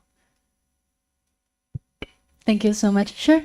Just a quick comment on non-legal factors. I think that's vitally important. And even in areas of commercial law, like intellectual property law, for example, the whole reform of intellectual property regimes in different countries was driven by international actors, principally from the United States or the World Intellectual Property Organization. So just looking at non-legal factors, I think just enhances our understanding of the law. Okay, thank you so much, Dr. Gomez. And unfortunately, Dr. Gomez's answer marks the end of our seminar. And as the moderator, I would like to draw some conclusion and key takeaways from today's seminar. And in a nutshell, concept of comparative law study includes a method that involves exploring and comparing various legal systems. And the aim is to broaden researchers' understanding by providing diverse perspective on relevant legal topics. And there is also the importance of comparative legal study, that is prevent stagnation or prevent deadlocks, according to Prof. Iwan, in addressing current legal challenges by offering alternative solutions. And it also facilitates the development of tailored legal frameworks that are practical and responsive to societal needs. And there are also some challenges that we need to anticipate that's been stated by Dr. Dian. That is, we have to be able to understand the similarity and the differences, and we strip ourselves of our own biases and our own experience in order to achieve a neutral research. And problems in different countries might be similar, but solutions are different, and it also not wise to replicate word by word when it comes to comparative legal research. Okay, that is all. And as we conclude today's seminar on comparative legal research, I want to again express my heartfelt gratitude to the distinguished speakers and all of the participants for your active engagement today. And through today's discussion, I hope you have gained valuable lessons and new perspective that will enrich your knowledge on your work and your research as well. And with that, I will hand over back to Laras to guide us through the rest of the event. Thank you. Thank you, Nabila. Let's give an applause for our speakers for their wonderful insights. All right. I'd like to thank the speakers for sharing your insights here and Nabila for moderating this session. We surely look forward to booming skills of research amongst the participants and I myself. To denote our appreciation, we'd like to hand over souvenirs for our three remarkable speakers we have. As they receive the souvenir, we will continue taking a picture to capture this noteworthy ceremony. I'd like to invite Nabila to represent us in handing over the souvenirs, please.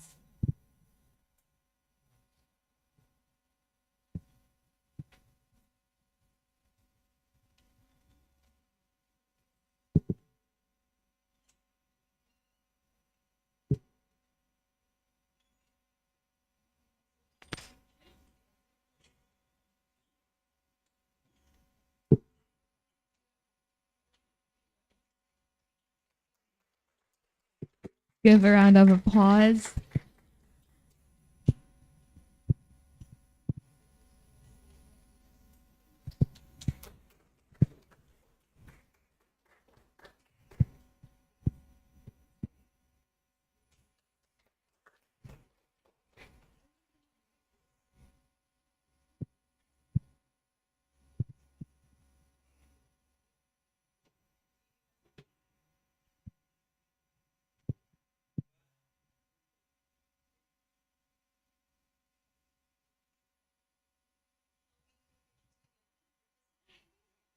You may be invited to go downstairs so we can take a picture together.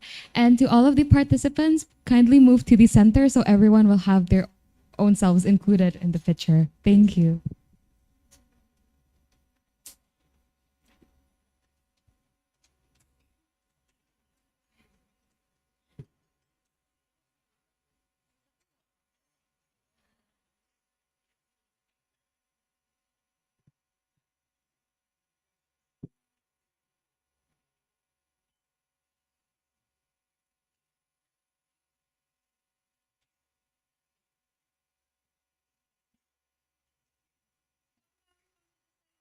That everyone's in frame.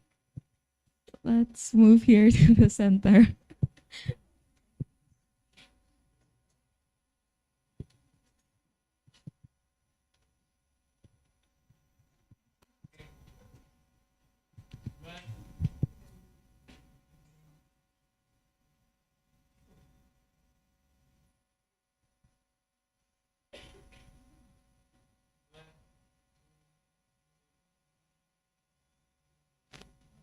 Thank you. Since this event has come to an end, I'd like to thank each participant for your enthusiasm in this event. Participant certificates are going to be sent via email. Looking forward to see you again. Thank you.